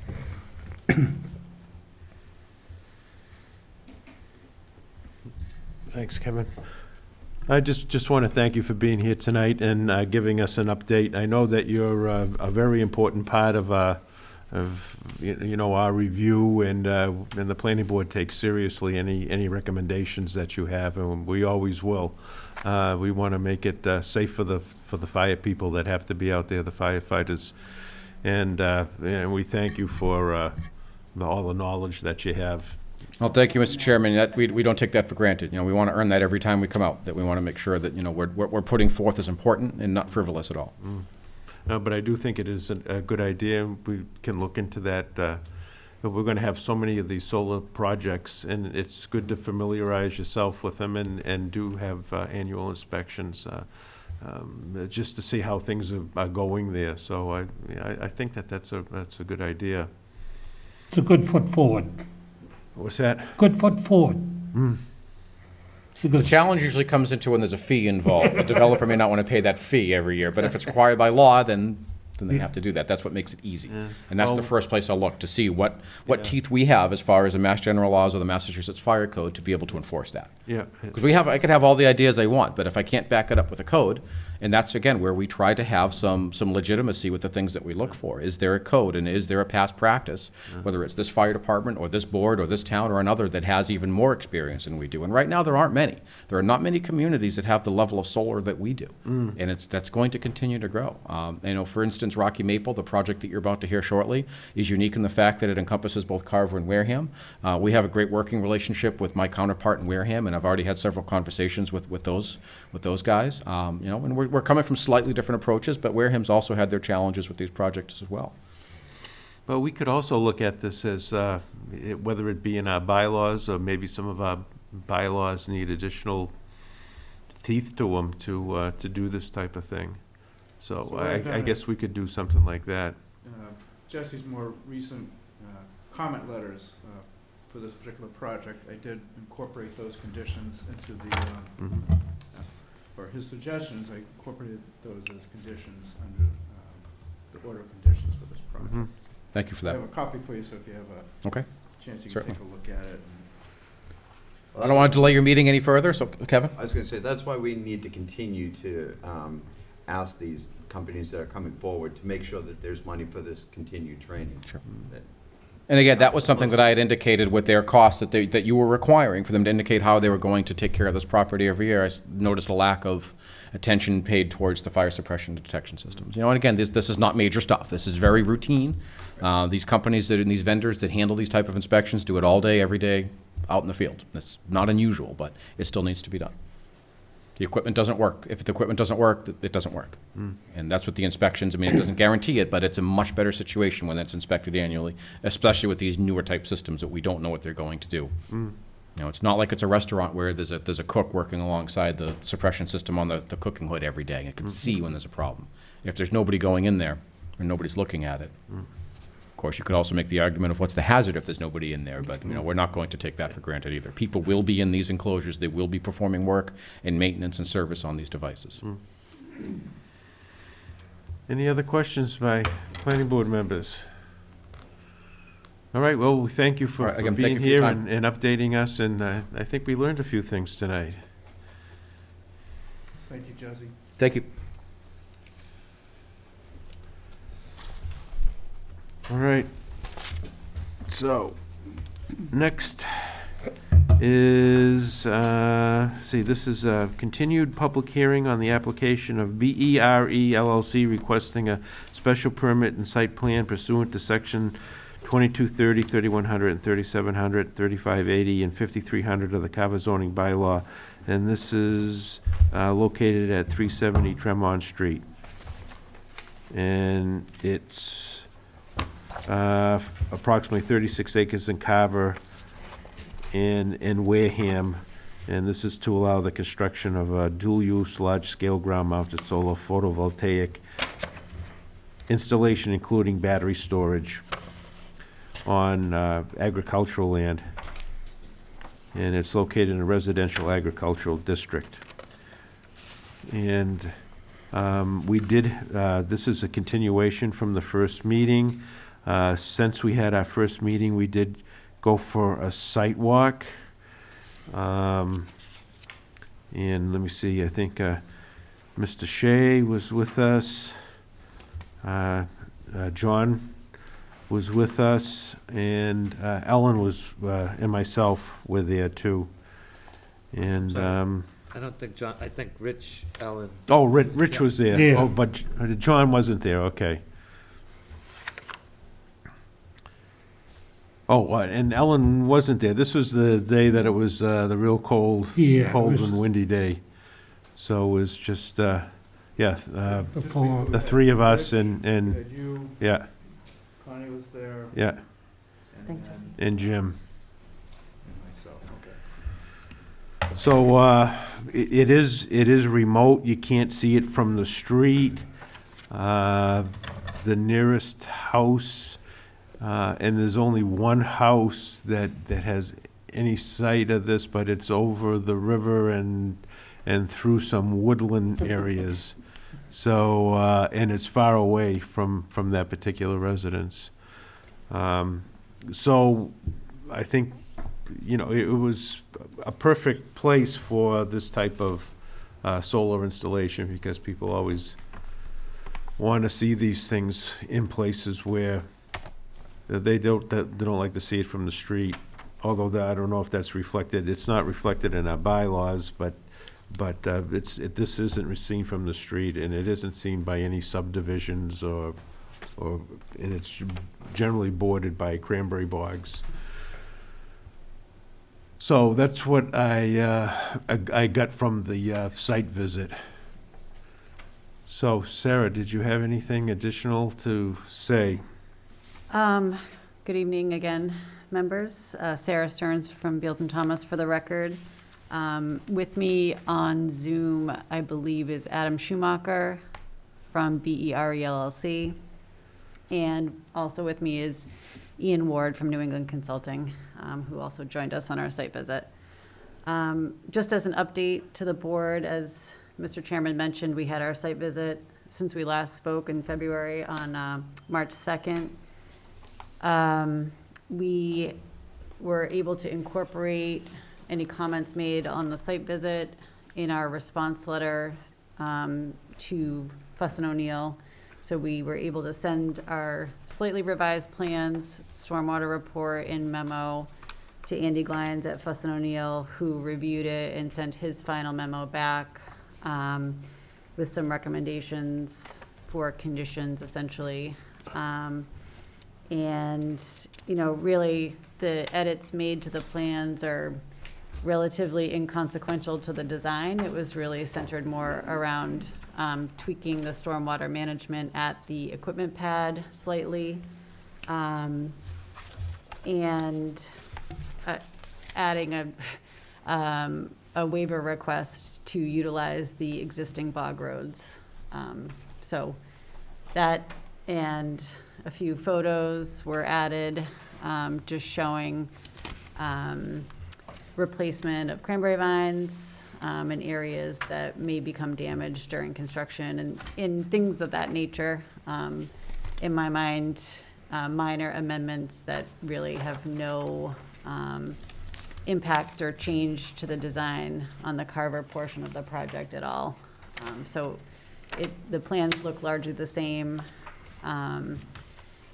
I think that you're looking through the response letter now, so you can see the nature of the comments. It seems from Fuss and O'Neill's memo that they are in agreement with our modifications and have stated that they believe that's their final memo on the project. So I feel that we have addressed their comments.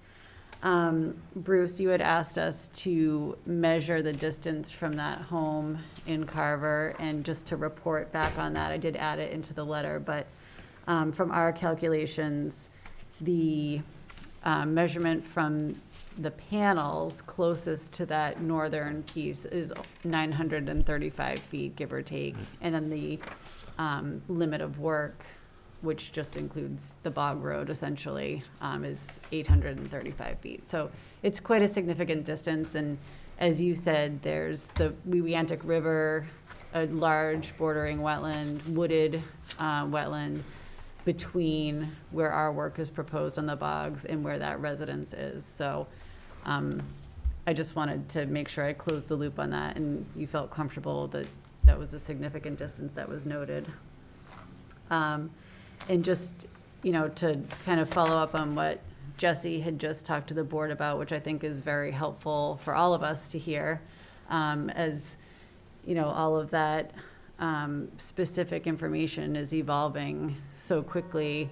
From our perspective, the applicant is happy to commit to working with Carver Fire throughout this rest of this planning period for the project, the design, the building application period, construction, operation, and maintenance, and all of that. And I think he summed it up well, where he said, I'm paraphrasing, but of all the departments that review these projects, they are the ones that are traveling along with this project in its entirety throughout the life of it. So, I think I can speak on behalf of the applicant that we do note the importance of that, and we talk a lot about keeping continuity and relationships with Jesse and his colleagues at Carver Fire, and recognize the importance of that. So, thank you. All right, any questions by any planning board members? Is Wareham requiring a fence around all that? It's a good question. They're discussing it. We met with Wareham Planning Board again last night, and similarly to our discussion when we were on site, they're not fans of the fence, of a perimeter fence. I think it goes without saying that everyone is in favor of fencing and gating the equipment pad, certainly. But adding a perimeter fence, particularly on the side where there's the river and just woods for miles, really seems like it's unnecessary. So thank you for bringing that up too. In the revised plans, just based on our discussions, we did add a perimeter fence because it's unclear if it's going to be required. Fuss and O'Neill commented on it. The board here has commented on it. Wareham has commented on it. So we put it in. We added a note that says, the necessity, extent, material, size will be determined with the town. And that way, we're hopeful that that will give the applicant and the landowner, the cranberry grower, who still needs to work these bogs, the flexibility potentially to not have the perimeter fence. So what I've learned going through the building permit process in Carver for a similar solar project where it is not fenced, we had talked about having a fence, and then we ended up not requiring it. We worked with the building commissioner and with Jim and talked that through at the building permit application stage. So I'm hopeful that we can do that again with this project since, you know, is still up in the air. It seems that all parties would really prefer not to have it fully fenced.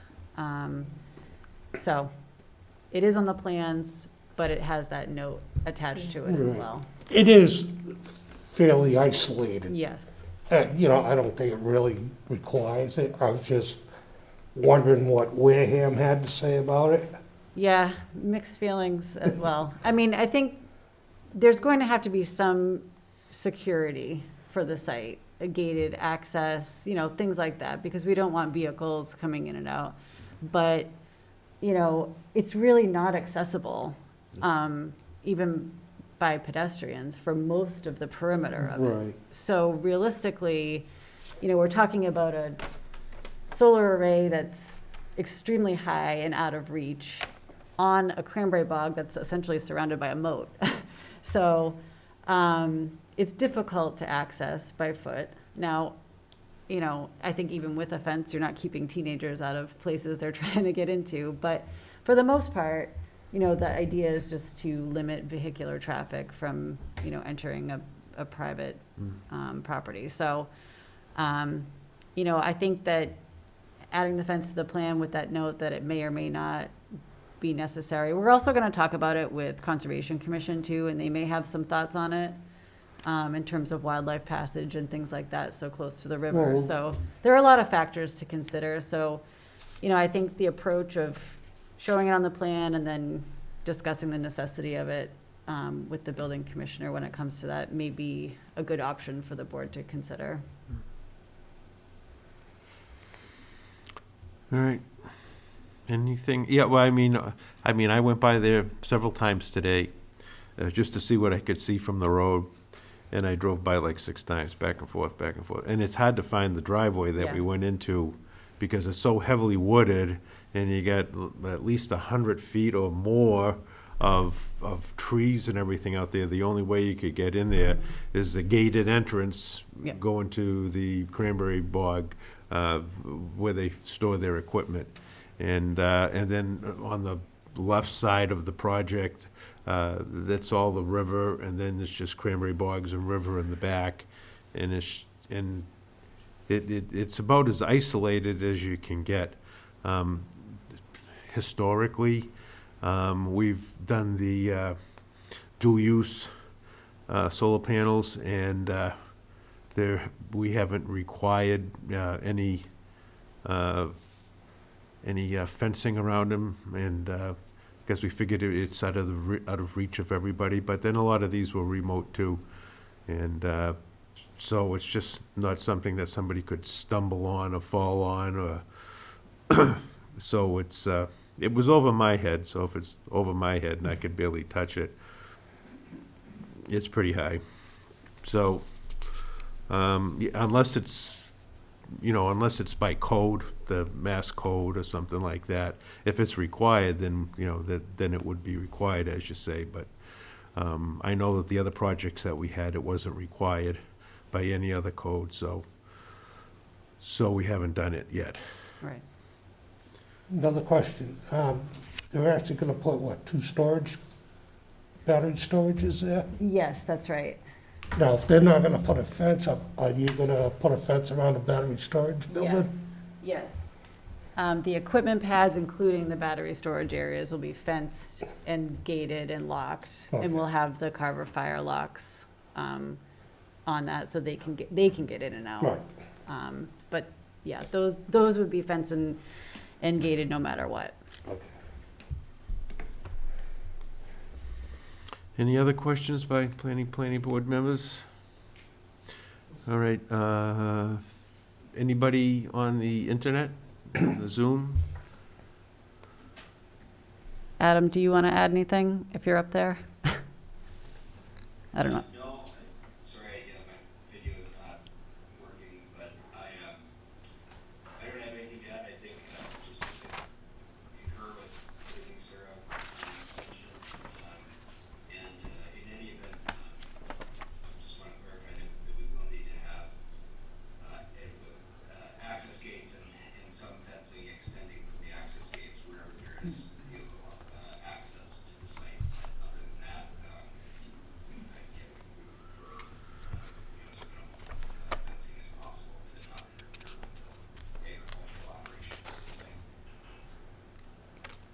And just to reiterate, the access points are all in Wareham. Okay.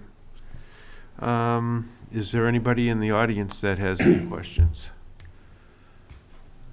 Okay, seeing none, I'll entertain a motion to close the public hearing. Make a motion to close the public hearing. I'll second that. Cornelia Shea seconds that. Okay, Kevin Robinson made the motion. Cornelia Shea second. Further discussion? Seeing none, let's vote on that. Mr. Shea. Oh. To close the public hearing. Oh, yes. Cornelia Shea says aye. Bruce Mackey, aye. Kevin Robinson says aye. Ellen Sordillo says aye. All right, so, Mr. Chair, yes. so, member Dion is eligible to vote as the alternate. Mr. Dion says aye. Thank you. Yeah, because John's not here tonight. All right,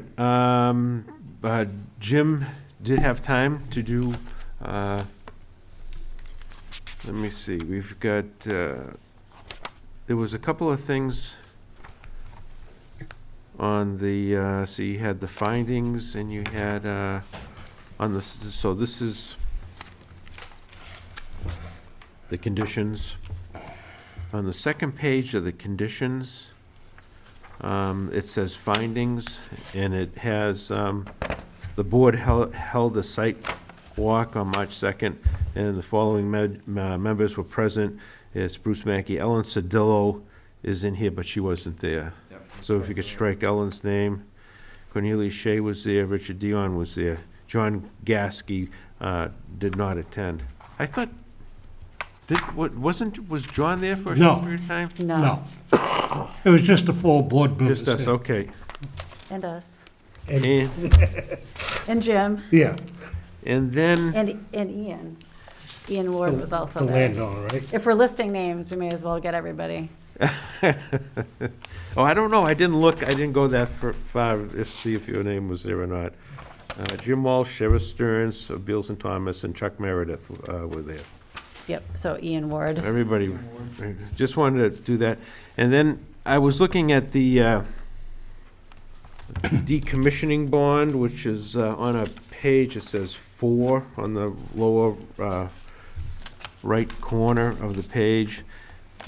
I was just talking to Jim Walsh this evening when I got in, and as I read through it this morning, generally we put 125% decommissioning bond. Where is this, Bruce? Yeah, it says prior to issuance of an electrical permit, Number 2. A, the applicant shall provide the town with a decommissioning bond determined in accordance with section 3580.53 of the Carver zoning bylaws. And I know, that so I don't know what that is. You have to look at the bylaw, but generally we determine and we write into this that it's 125%. And then that's what we usually do, just for clarification. So 125% of decommissioning costs. Yeah, yes. And I went through pretty much everything else, and it's pretty much standard that we have on, standard information that we have on all the solar fields. I don't know if we need to read this, unless somebody wants Jim to read this, which, if we don't, we'll, usually, but it's kind of long and lengthy, Where do we end up in the security fencing? Have we just, Oh, okay, well, we can discuss that then. Well, I think what Sarah said is the security fencing will be placed around the project if required. right, do we need to make a motion or in regards to, I personally haven't been on Yeah. the site. I feel that her recommendations are, in regards to the security fencing, are probably the best, but I think we should require a minimum of, like you said, at the street level. Mhm. The issue is that all the access is in Wareham. So I don't know how you want to. Oh, right, Right, true, so- yeah. I don't think you really No, have to so we don't have address to- it. Nothing. Yeah, Problem. for once. Yeah, and we're not planning, there's no way to access it from Carver. So I think if we, I mean, the current access to the bogs is already gated, so in Wareham. So it will be similar to how it's laid out now. There may be, if, depending on what Wareham requires, we may fence just along like the North Carver Road edge, but leave the riverside open, or, you know, some partial fencing. We would continue it only in Carver if it made sense, but, you know, we'll have to get to that determination as we continue forward in the permitting process. So if the board's comfortable with that, we are. And as I said, the plans have that note on them.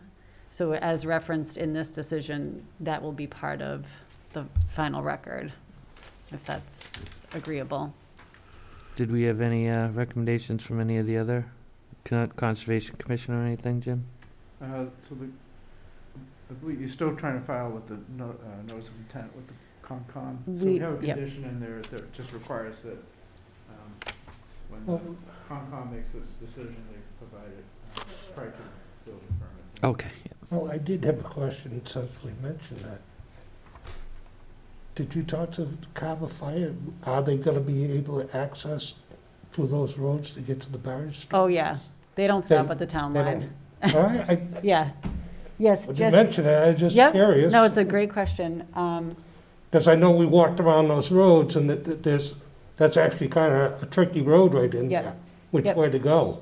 So back in, I want to say November Yep, 2020, I reached out to Jesse Boyle and asked him to take a ride out to the site, let us know if there are any access issues, and he reported no issues. that's fine. Fortunately, they're all very experienced in driving on bog roads, and they Okay. have lots of different types of equipment for that. So, Well, I didn't know if they went out and looked or not, you know, Yes. I was just, yes, he's been out there, and he's very familiar with the property. He met with the landowner while he was out there. And so, you know, if they needed to access any kind of issue with the battery storage units in Carver or the panels in Carver, they know exactly how to get in from the existing access points. And I will say that, having been out there a number of times now, the Merediths keep the maintenance on that property up. And Yeah, it is as nice, you yes. saw, it's a very well-maintained property, so the fire department didn't anticipate any issues with that.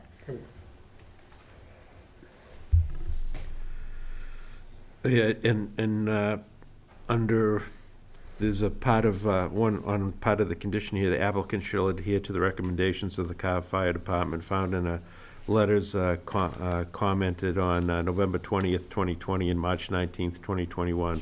The Carver Fire Department must approve in writing any modifications to its recommendations. So, yeah, I mean, the first thing when anybody looks at this, when Jim looks at it with the building inspector, electrical inspector, it's always, the fire department's always included there.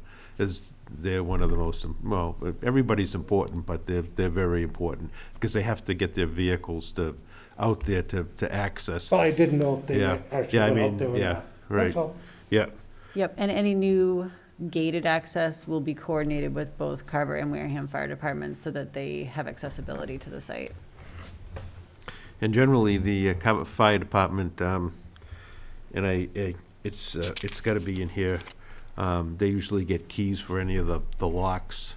And I think in this particular case, they'll probably get keys to, even though it's in Wareham, if that's the access, they'll get a key to that box. Yeah, it will probably have both towns Yeah. will have accessibility. Jesse actually mentioned earlier on, as well, that, that they were working alongside with. Yes. Right. Yep, Wareham has a lot of experience with solar projects, but conventional arrays. This is their first dual-use project, so I think that they've been talking a lot about what Carver has learned through the various processes that you've all been through, and Carver fire department, particularly given the longer-term nature of their involvement in these projects. So there's a lot of knowledge sharing going on amongst the towns in this area, which is great. good. Yeah. And then I know Mr. Shea asked about the Conservation Commission and see under under 6, which is on page 4, the applicant shall file a notice of intent with the Carver Conservation Commission and shall provide a copy of the order of conditions to the planning department prior to the issuance of a building permit. So Yes. that's in there too. And I did speak with Brooke Monroe, the agent, about our plan to file with conservation. By, the letter of Mass General Laws, we are supposed to obtain permits, all permits, before getting an order of conditions from the Conservation Commission. Technically, we're supposed to go to them last. So what I was trying to do is make sure that we've incorporated your comments, Fuss and O'Neill's stormwater particularly, as that kind of overlaps with the Concom's review, and fire department comments, so that we have the most up-to-date plan is what we file with conservation. So they know that these comments have been incorporated, and they know that a stormwater review has been undertaken by Fuss and O'Neill prior to getting to them. So it's definitely helpful to go in this order. And we have a notice of intent prepared to file with them. I was just kind of waiting till tonight to see if these are the actual final plans or if there would be any more modifications. So we will be appearing in front of them in the next month or two, I would say. Okay. Any other questions by planning board members? Okay, so if everything's been answered, all the questions, I'll entertain a motion to approve the site plan and special permit for,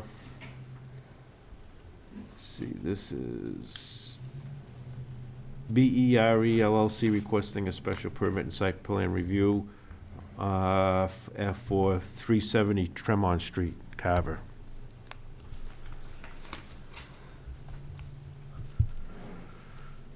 Cornelius Shea still makes that motion. And I'll second it. So I have a motion, a second by Kevin Robinson. Further discussion? Seeing none, start with Mr. Shea. Cornelius Shea says aye. Bruce Mackey, aye. Kevin Robinson says aye. Ellen Sordillo says aye. Richard Dion says aye. All right, so that's unanimous. Chair? Yes, Jim? Should you also adopt the decision, the conditions along with the approval too, as modified by the board? Okay, do we want another vote on that, or we'll just add that to it? I don't know how you want to handle it, maybe. Okay, yeah, so we'll vote on the conditions, the approval of the conditions then. So I'll entertain a motion to approve the conditions as written for 370 Tremont Street for the construction of a large ground-mounted solar photovoltaic installation. Mr. Chair, you want to make it as modified? 'Cause we made some changes to Oh. what was written. Oh, you did? Yep. Okay. As modified. Sorry to boss you around. Okay. I'll make that said motion. I'll second. Cornelius Shea seconds that motion. Okay, Kevin Robinson made the motion. Cornelius Shea, second. Any further discussion? Seeing none, start with Mr. Shea. Cornelius Shea says aye. Bruce Mackey, aye. Kevin Robinson says aye. Ellen Sordillo says aye. Richard Dion says aye. All right, so we're all set. Thank you so much. Okay, I'm going to stay here. all right. So we wrapped up one hearing and we go to the next. So is this when I recuse myself? Thanks, Adam. Yeah, well, I'll read this public hearing notice, Kevin, and then you can, Is that what it is? yes. So next on the agenda is a new public hearing. Thank you. Turn this Oh, God. That's all we do, solar. When does it stop? So we have a public hearing notice. In accordance with the provisions of the Town of Carver zoning bylaw, the Carver Planning Board will hold a public hearing on March 23rd, 2021 at 7 PM in the Carver Town Hall, Meeting Room 1, on the application of Fuller Street Carver Solar LLC requesting a special permit and site plan review pursuant to Section 2230, 3100, 3700, 3580, and 5300 of the Carver zoning bylaw, located at 40 Fuller Street, which is Assessors Map 50, Lot 8, and 10A, to allow the construction and operations of approximate 5-megawatt, large-scale, ground-mounted solar photovoltaic installation and pertinent equipment, including inverters and battery storage and interconnection, property located in a residential and agricultural district. Any persons interested and wishing to be heard should appear at the time and place designated. A copy of the plan is on file at the Planning Department and may be reviewed during normal business hours. Carver Planning Board, Bruce Mackey, Chair. Published dates, February 26, 2021, and March 5th, 2021. So, that's read, and So at this time, I'll have to recuse myself as I am a direct butter, so. Nope. Great. I don't want to see it from my house. So you are a direct abutter. well, I don't know if you're direct abutter, but you, Direct butter to the property. You are. yeah, okay, is. Like within, just out of curiosity, within 300 feet, or you're touching the property line? Touching the property. Okay. Goodbye. I'm gonna actually sit on the other side. Okay. I'm gonna sit on your side. All right, perfect. Let's see what it's like on this side, Kevin. Okay.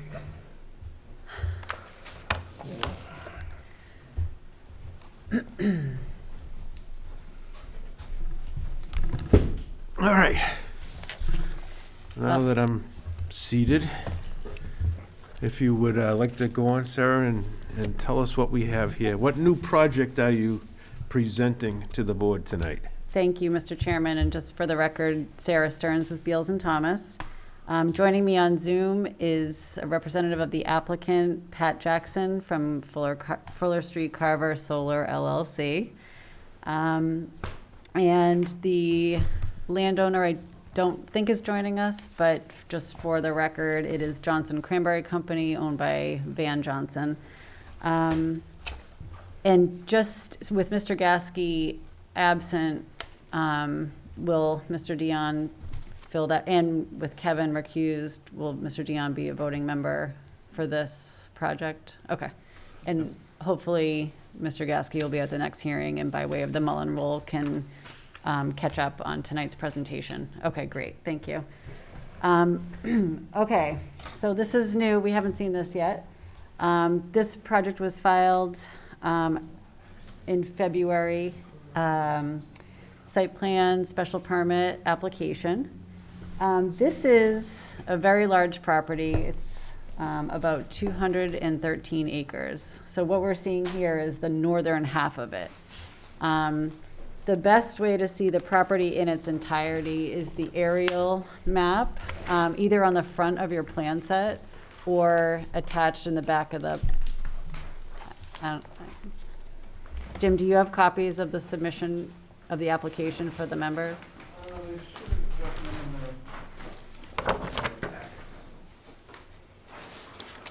Well, either way, on the front page of the plan set is also a locus map that shows the site in its entirety. So if you have that in your packet, that's also there. The point being is we are proposing solar on 2 of the existing bogs, which totals about 22 acres of the 213 acre property. So this is a conventional array split over 2 upland bogs. These bogs would be taken out of production and retired upon project approval. We have gone to the Conservation Commission on this project, and the commission has issued an ORAD determining the upland status of these bogs. So that was kind of step one in terms of determining the development area for this particular project. So conventional arrays are, what we're more used to seeing, the lower stationary panels. And they are allowable on what is called upland bogs. So bogs that were constructed out of parent material that was upland, as opposed to wetlands, like some of the older bogs, as they were constructed generations ago. So this is an approximate 5 megawatt project, as I said, spread over 2 bogs, as on the plan behind me with the aerial photo underlaid. Just to help orient yourselves, Fuller Street is up here, and this is Forest Street down here, where Kevin lives. The site is currently accessed off of Fuller Street. There's a paved, very wide roadway off of Fuller, and you'll notice that it's off of this property. So this Johnson Cranberry has a deeded access across this roadway, and has used it, for generations over time. This has been in the Johnson family for generations, this land. So much like what we just talked about, the access would be proposed on the existing access. So we're not proposing to build any new access roads. This road off of Fuller Street is perfectly more than sufficient for construction, operation, and certainly emergency access. And also to the point of what we just discussed, Jesse has been out to this site. He's driven around to the solar array locations as well, and has noted that there are no issues with these bog roads, and certainly not the access. And I'm sure if we have a site visit, we'll be able to check that out as well. So, like many of these secluded bog properties with no development on them, this has always been known by the assessor's office as 0 Fuller Street. What we're trying to do is work with the town early on in the permitting process to assign the project, if approved, a real address so that it can be carried through the permitting process and less of a scramble at the end to try to identify exactly where it is. So we will be using the number 40 Fuller Street as has been assigned by the town. So I just wanted to note that the assessor's map still calls it 0 Fuller Street, but for the purposes of this project permitting, we will be using 40 Fuller Street. And also that's a good indicator for when we do our site visit too, if you need to put it into GPS. So again, the site is surrounded by agricultural lands. There's a significant wetland buffer along most of this eastern portion of the site between the edge of the bogs and the residential neighborhood along Forest Street. So, that does provide a nice wooded buffer just inherently to, buffer any visual impacts from the solar on that side of the property. This project does also include an equipment pad, standard inverters, and a battery storage structure on that one pad that will handle both of the arrays. The utility interconnection is actually proposed in the northern portion of the site along the area of sand removal and would be tied into an existing Eversource pole. It's kind of hard to see on that plan, but we'll see it when we're out there. There are poles out there that point of interconnection would be located at, which again, it's all predominantly on site, which is very helpful. The project has been designed in compliance with the zoning bylaw. We have not needed to request any setback waivers from abutters, so the project's been designed to meet the 200-foot setback from property lines. So you won't see any abutter affidavit request for waivers in this packet. That was by design. And again, working with the bogs in their current layout, we were able to modify that so that additional relief was not needed, which is great. This project has been designed in compliance with the SMART program as well, which we've all been hearing about on these projects. And I guess it's probably important to bring up to the board, and Bruce, I'm sure you recall this, but this is the site that was deemed a rear lot by the board back in 2020. So, and that just goes back to the deeded access off of Fuller Street. So we can get into that, or we don't need to get into that, but I just wanted to note that this is the project on Fuller Street that we had talked about more than a year ago. We were able to have a TRC earlier this month with Jesse, Andy Glines from Fuss and O'Neill, and Brooke Monroe, as well as Jim and the applicant. We do have a comment letter from Fuss and O'Neill that was given to us on March 12th. We actually have already revised the plans. They had very similar comments to the project we just discussed in terms of stormwater management at the equipment pad. They have a preference of doing it a different way, so we have now incorporated that, as well as some other comments that were relatively minor in nature.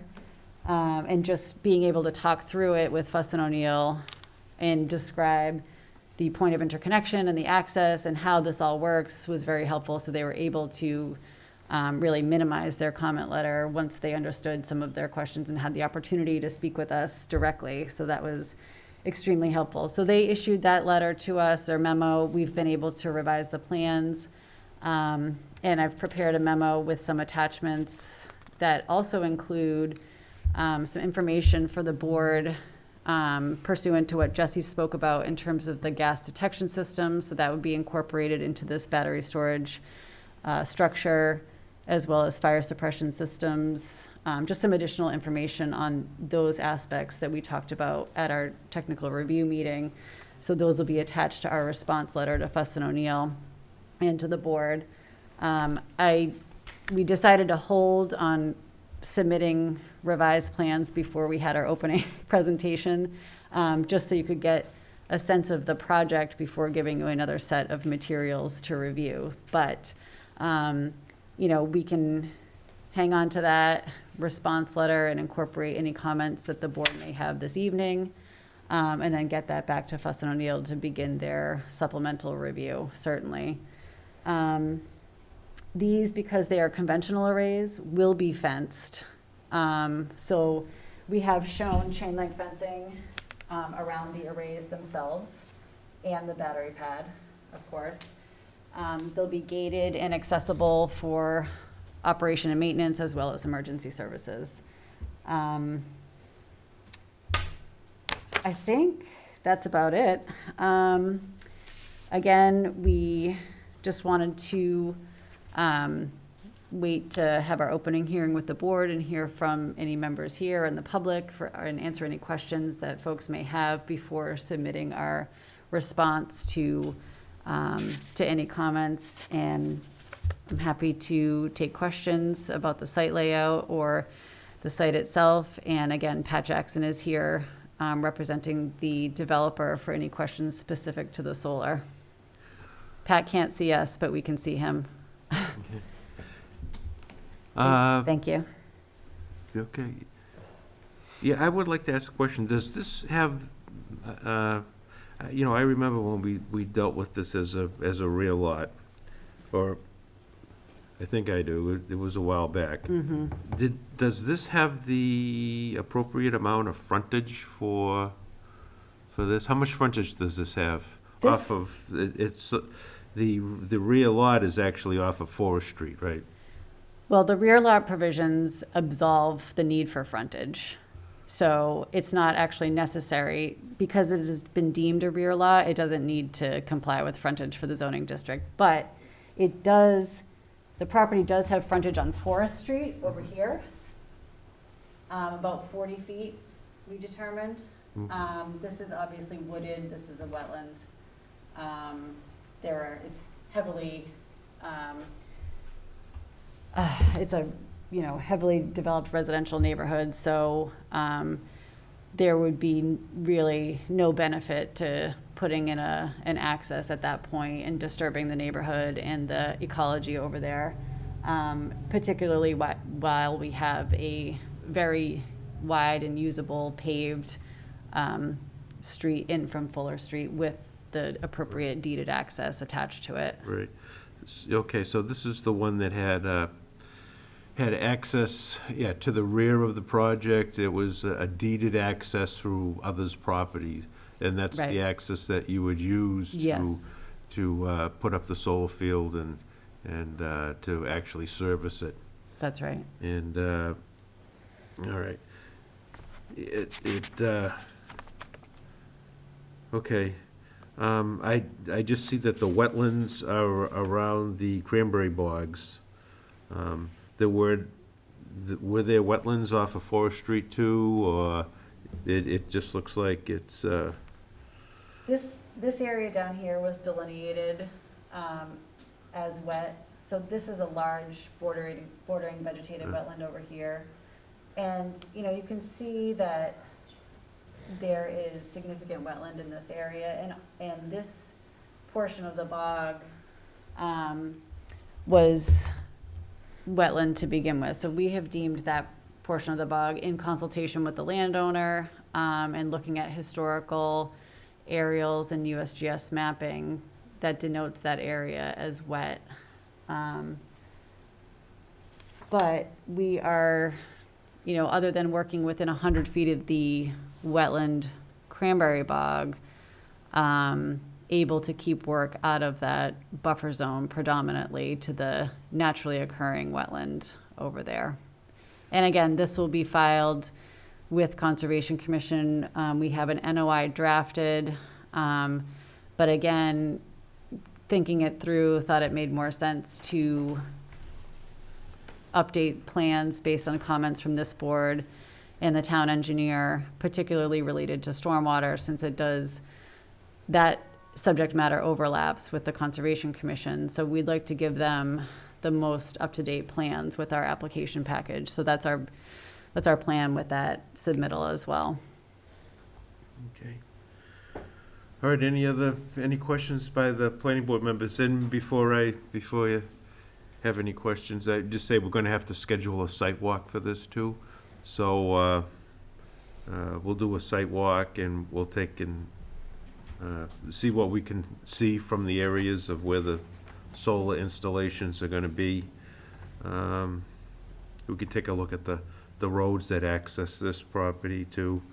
Has the fire department taken a look at this? They have? Okay. They have, and we just had our technical review meeting where Jesse was prepared with some preliminary comments. Okay. And that's where he talked to us in detail about the gas detection system that he noted tonight in his presentation. That's not a requirement, but will be likely going forward. So the applicant, now that we understand that that's an additional thing that Carver Fire is being proactive on, that has now been incorporated into this program for the battery storage unit. So that'll be included in our response. And it was really great to have Andy Glines as part of that conversation too, because I think we all learned a lot about that aspect of it. So I think that that's going to be a requirement going forward.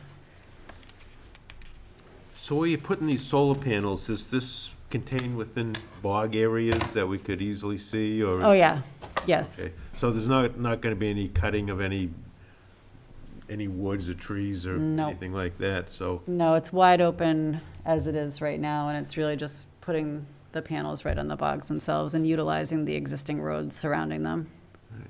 are these bogs in use right now? They are. They are in use. They are actively cultivated now.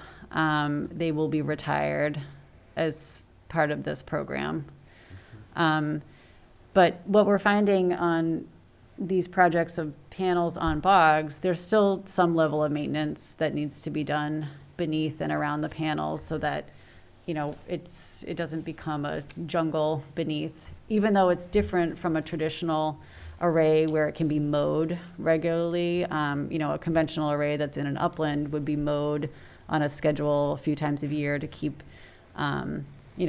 everything manicured to a point, just so it doesn't, present a fire hazard and doesn't get weedy and, saplings growing beneath them and interfering. But on these bog projects, there's going to have to be some similar type of maintenance, even though the bogs will be retired from commercial cultivation.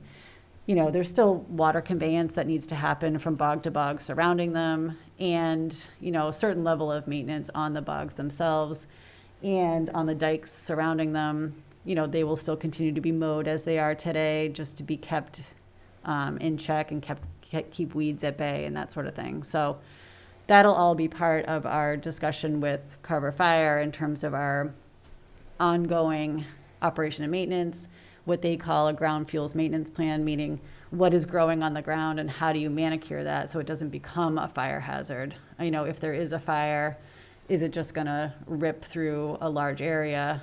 If you maintain it appropriately, that lessens the chance of that happening. So all of that gets done as we continue to work with Carver Fire throughout not just the permitting process, but as we talked about before, throughout the life of this project, and make sure that the owners are on a schedule for that and a satisfactory reporting requirement and schedule with the fire department on that. Okay, thank you. So we will do a site walk, we'll schedule one, and then, of course, there'll be another meeting open to the public. So, are there any questions by the planning board members before I open this up to anybody out in the audience? Shannon. Go ahead, Ellen. Do these make humming noises, the solar arrays? Well, from my experience, no. The old systems, when they had the transformers or whatever, the transformers hum, but it's like the hum of a transformer, like in a subdivision. You have to be within a few feet of it before you hear anything. But so the solar arrays don't make any noise at all. I know people were concerned about raining on the solar panels and stuff like that, but it's just like anything else, raining in the woods, or you have to be standing beside it to actually hear the noise. People were concerned about glare and stuff like that, but a lot of these solar panels, they're not shiny. They're kind of dull in color, and they don't really glare at you. So there was a lot of concerns that people had at the beginning that I think that now they've seen some in place, and it isn't as scary as it once used to be. I don't know if Sarah has anything to say about that. The only thing I was going to add, Ellen, is that I don't know if I mentioned it, but I know we've been talking about the articulating panels, the tracking panels. This project would be a fixed tilt system, so it would be stationary, so fewer moving parts, and it's just, once it's in, it's in. Pat, do you want to add anything to that about any associated noise potentially with the array itself? Thanks. Nothing in particular. I think you're standing, I guess, as you may have mentioned, if you're standing right next to it, the transformer, you'll hear a subtle hum, but it's quite quiet. A lot of people relate it to like an air conditioner unit in a house. If you're standing next to it, you'll hear it, but if you're 50 feet away, there's no perceived noise. Thank you. All right, any other questions by planning board members? Well, seeing none at the moment, I'll just open this up to, I see there's some anxious people up there. If they could come, give us your name and address, please, and sit by the mic.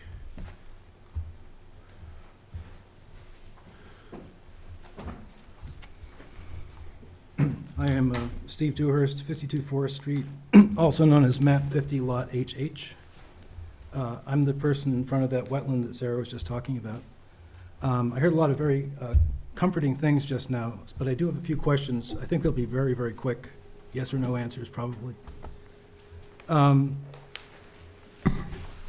The first question is about that wetland. The major concern was the red maple swamp that forms most of my backyard. Is that going to be in any way affected by this project? If Sarah would address that.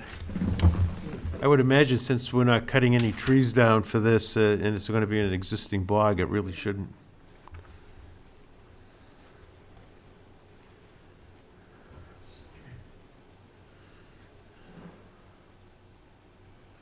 Which number is it? Not on here. Oh, yeah, right here. Yeah, so this is us, and this is the red maple swamp I'm Yes. discussing. Yes, And the question is that going to be left untouched? yes, it is. So this is the area that I was talking about where the site's actual frontage is. And, you know, again, there would be no call for us to come in that way. There are multiple reasons why it would never work. So the idea is to utilize the upland portion of the bog, and this piece of the bog would remain in cultivation. Okay. So really, you know, Ben has a road alongside of that bog. And you would use that in preference to doing something in the wetland? Exactly. So no work is proposed in this area. Right, what you see here, that black line is just our delineation line, so. So there was a paper road on the map. What is the use of that paper road? Is it a road drawn in on the plans? This one? No, it was This one? my associate came into the office and said there was a paper road drawn in, basically right here. We did go through an exercise about a year and a half ago. This is what I was referring to with the rear lot status. The board had us show what it would look like if a road were to be placed in this area, just to see if the frontage was usable. But for obvious reasons, given the nature of the residential neighborhood and the ecological impacts that would be associated with that, Right. that was not feasible, but No, it was it was- just for, It was curious, now I didn't see it myself in reporting, that if you came in here, even if it was just conjectural, that you would connect up to the bog road, you wouldn't be going through the wetland. I mean, it was just for discussion purposes, so we'll put it in the shredder. Thank you, I'll be there. Yeah. Okay, just a couple real technical questions. Will the solar panels be facing directly south? And what's the total I height? see somebody nodding their head on the screen there. That's good for me. And what is the actual height of the panels? It sounds like they'll be pretty short, not the poles, but the actual top of the panel. I believe we have, I don't know if I have the detail sheet printed, but, oh, you know, I believe the highest point on the upper tilt of the panel would be, I want to say 11 feet, let me check. And that is, remember, at bog grade, so we're already down at bog grade, and that's just because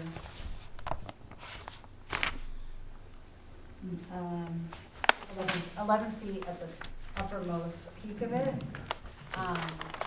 And again, it may be lower than that, but as the board was talking about before, as technology changes, we just wanted to be able to incorporate the highest we think it could ever be. So that's what we're using. Great, well, thanks very much. I would like to know when the site walk occurs. I've been walking that site for 30 years, and there's institutional knowledge there. Well, we'll determine that tonight here at the meeting. You tell Kevin, he'll tell me. That's fine, that's fine. Thank you. Thank you. Anybody else in the audience have any questions? Oh, okay, yeah. I haven't had this opportunity just yet. Kevin Robinson, 3 Egypt Road. So the paper road literally goes through my backyard, so that is kaput. We're not gonna go anywhere with that, we're not even gonna think about that. We're all done. Correct. Okay, Correct. that's all I wanted to make sure Yeah. that was very clear, because I I have many things in my backyard that would not allow you to get through there anyways. Yeah, the landowner nor the developer have any interest in coming in off of I don't think that they've picked and used that road, to my knowledge, for almost 25 years. I think it's because your kids want to know. I think my kids did, make the boys in the dirt bikes and everything. Neighborly. All right, Ellen, yes. How long does it actually take to construct all this? That's a very good question. I'll have Pat answer that. Yeah, sure. So a project like this would probably take about 5.5 to 6.5 months, and there's various phases to the construction. So for much of that, there'll be quiet time, like towards the end, kind of punch list items. There'll be obviously kind of the bulk of it will be a series of trucks and crews, but start to finish, I'd say kind of 6 months is a good number to keep in your head, plus or minus a couple weeks. Thank you. Well, as we find out, though, there can be a long ways to start time. There can be several years that go by till start time. Yes. Once it's started, it may take you 5.5 to 6.5 months to do the project, but, I mean, I think we've approved, I don't know, we haven't kept count how many we've approved and how many have actually been constructed, but I bet more have been approved than constructed. It takes many years, it seems anyway. And then we even have people coming back for extensions too, because, like I said, the electrical companies do studies and they have to do, interconnection studies and make sure that the power lines can hold all the electricity that's being produced, and so it takes a while. It'd be nice if these things could become instantaneous, but this has nothing to do with the planning board, but just of the taxes they produce, and also the help to the cranberry growers that are doing these things, and a lot of the cranberry growers are doing it as additional income so that they can keep their bogs going, because they're not making a great deal. Not all cranberry growers make a great deal on their small bogs, so they need this for additional income. So, Supplemental. yeah. Yeah. Yep. It's a very good point, and to your point, Mr. Chairman, there's a lot that happens on the development end after the local permitting.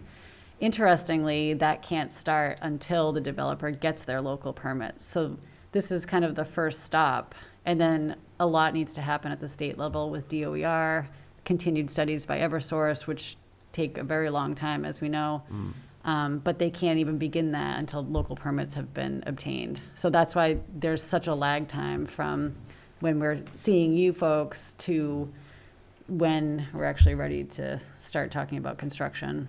So there's a lot of pressure on me to get these local permits before anything else can get started.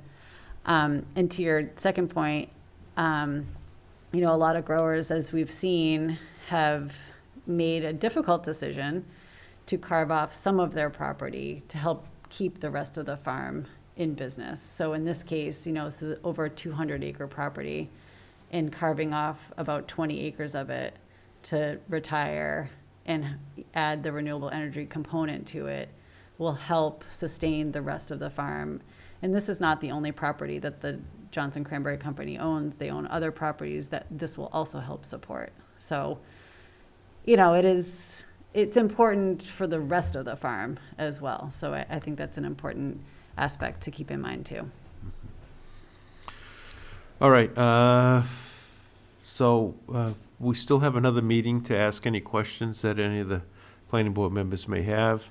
And also for anybody in the audience that would want to participate at our next meeting.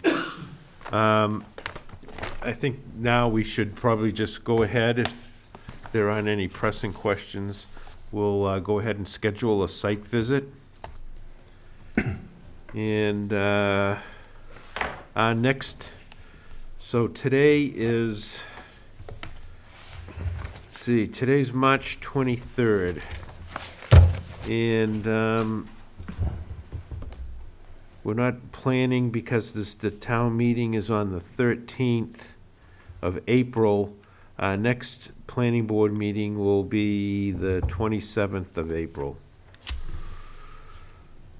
So, and I don't know about anybody else, but Ellen's going on vacation. She's going on vacation from March 27th to the 4th, so for her to do the site visit would be difficult from Florida. But she will be back the 4th of April, so, Actually, the 5th. the 5th, that's right, that's what I wrote. All right. So we have April 6th.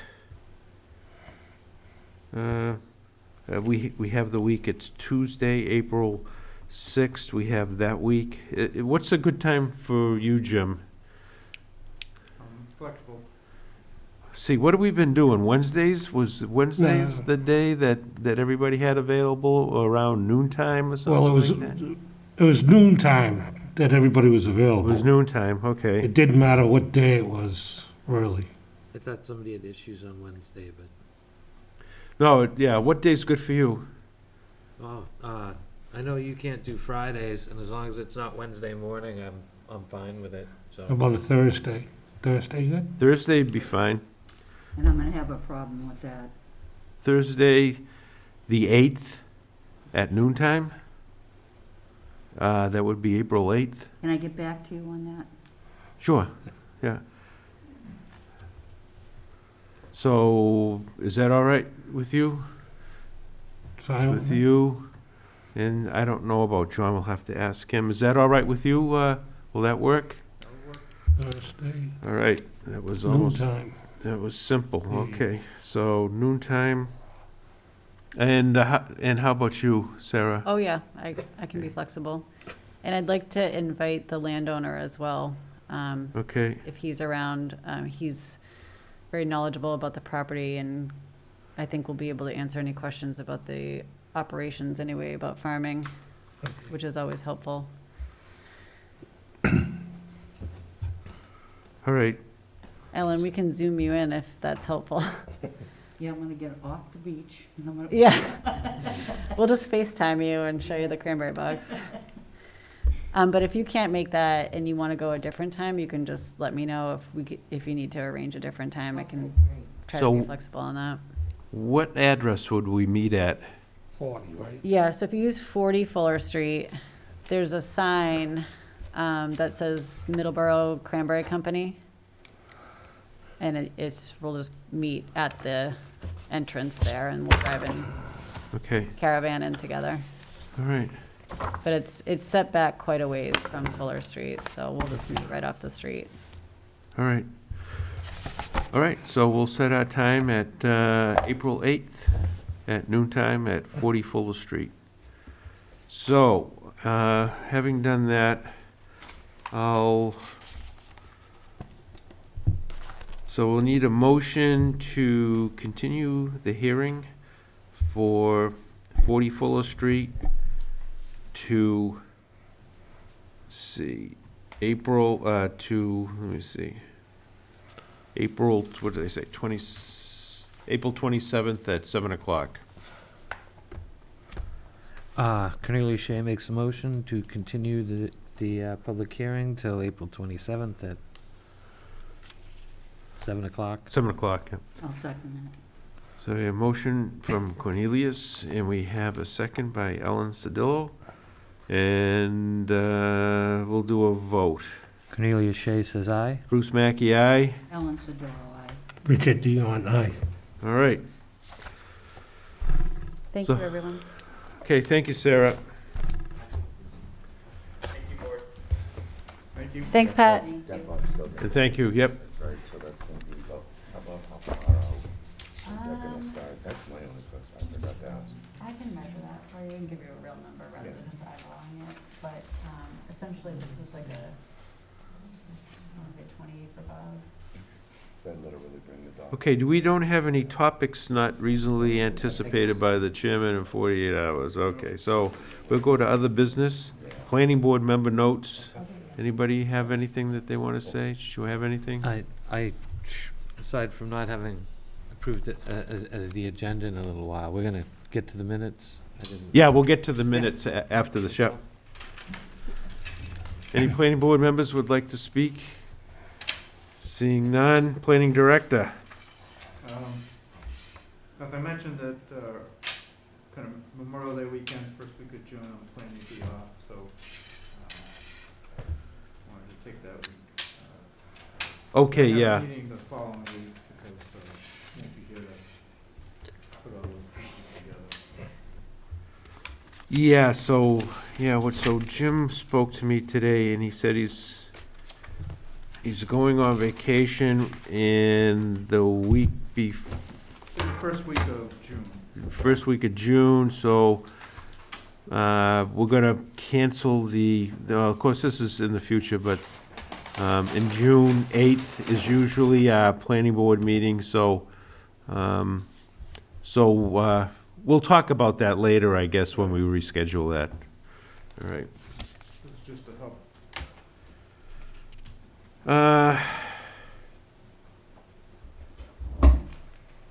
Okay, so we did the battery storage units, okay, so we're coming up to the minutes.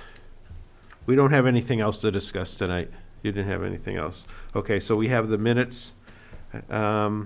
We did have the minutes of January 26th, February 9th, February 23rd, March 2nd, and March 9th.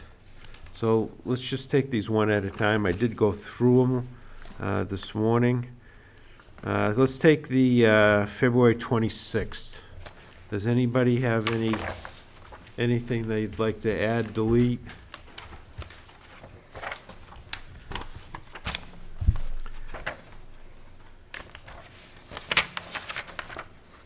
And if not, after everybody takes a look, I be looking for a motion to approve the minutes of January 26th.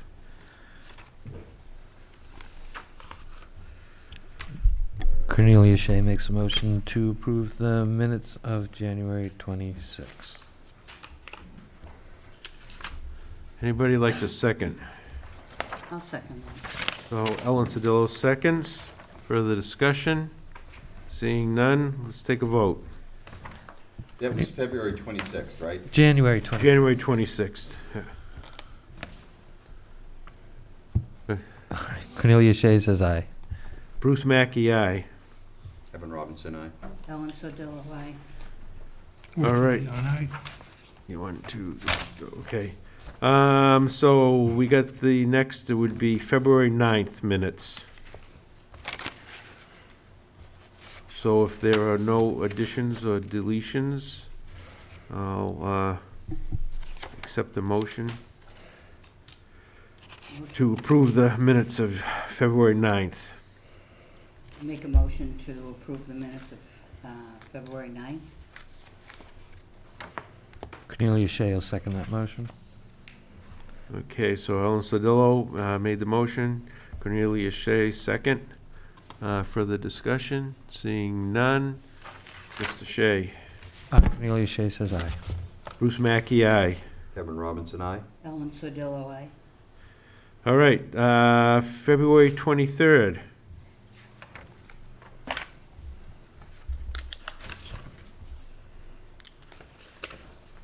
If there are no additions or deletions, I'd like a motion to approve the minutes of February 23rd. Make a motion to approve the minutes of February 23rd. Cornelia Shea will second that motion. Okay, so we have motion by Ellen, second by Cornelius. Further discussion? Seeing none. Mr. Shea. Cornelia Shea says aye. Bruce Mackey, aye. Kevin Robinson, aye. Ellen Sodillo, aye. All right.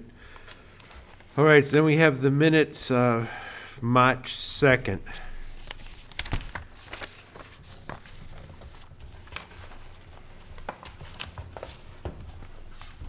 And, I know, that's, I don't know, I was thinking of Mr. Shea when I read these, because we were having a discussion about the setbacks, and then we went from 25 to 50, so we made the setbacks to both the ground-mounted and the elevated solar panels to 50. I don't know if you want to, did you have a chance to take a look at that? Did that look all right to you? Or did you want to make any changes to that? No, that all looked fine. They look We fine settled to on you? the 50-foot minimum. Okay, Yeah. so that looked all right to you, the way it was worded? Okay. I just thought I'd ask. All right. So, entertain a motion to approve the minutes of March 2nd, 2021. I'll make a motion to approve the minutes of March 2nd, 2021. I'll second that. Okay, so we have a motion by Kevin, second by Ellen. Further discussion? Seeing none, Mr. Shea. Cornelius Shea says aye. Bruce Mackey, aye. Kevin Robinson, aye. Ellen Sodillo, aye. Okay, then we have the minutes of March 9th.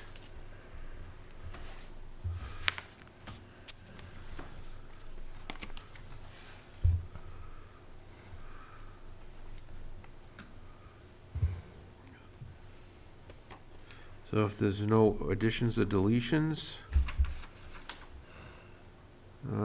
need a motion to approve the minutes of March 9th.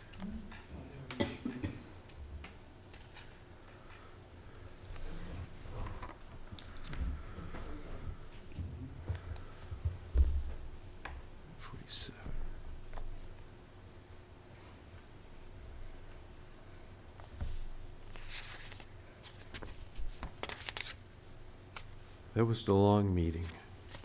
Yes.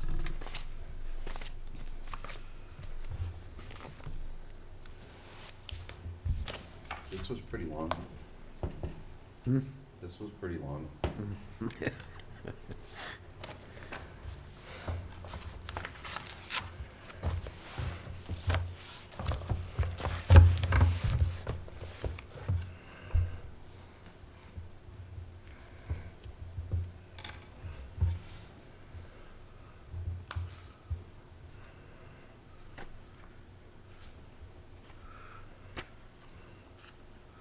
Unless you want to table these until our next meeting, we could do that. We had a lot of minutes ahead of us. I just wanted to go through these tonight, but it's up to everyone. If I hear a motion, we'll do it. Motion one way or the other, I guess.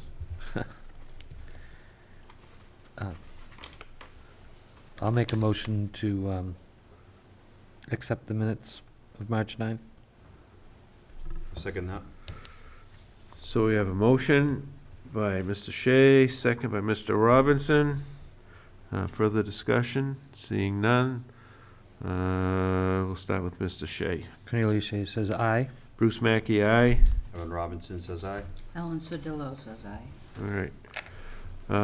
Let's see, the annual town meeting is April 13th. When is elections? That's a The good question. it's usually the Saturday following, but Oh, Again, okay. Okay. things are topsy-turvy, so So it'll be after, okay. Next meeting date will, April 27th. So I'll need a motion for adjournment. Cornelius Shea motions for adjournment. I'll second that. So Ellen Sodillo seconds. Those in favor, starting with Mr. Shea. Cornelius Shea says aye. Bruce Mackey, aye. Kevin Robinson says aye. Ellen Sodillo says aye. All right, thank you, and good night, everyone.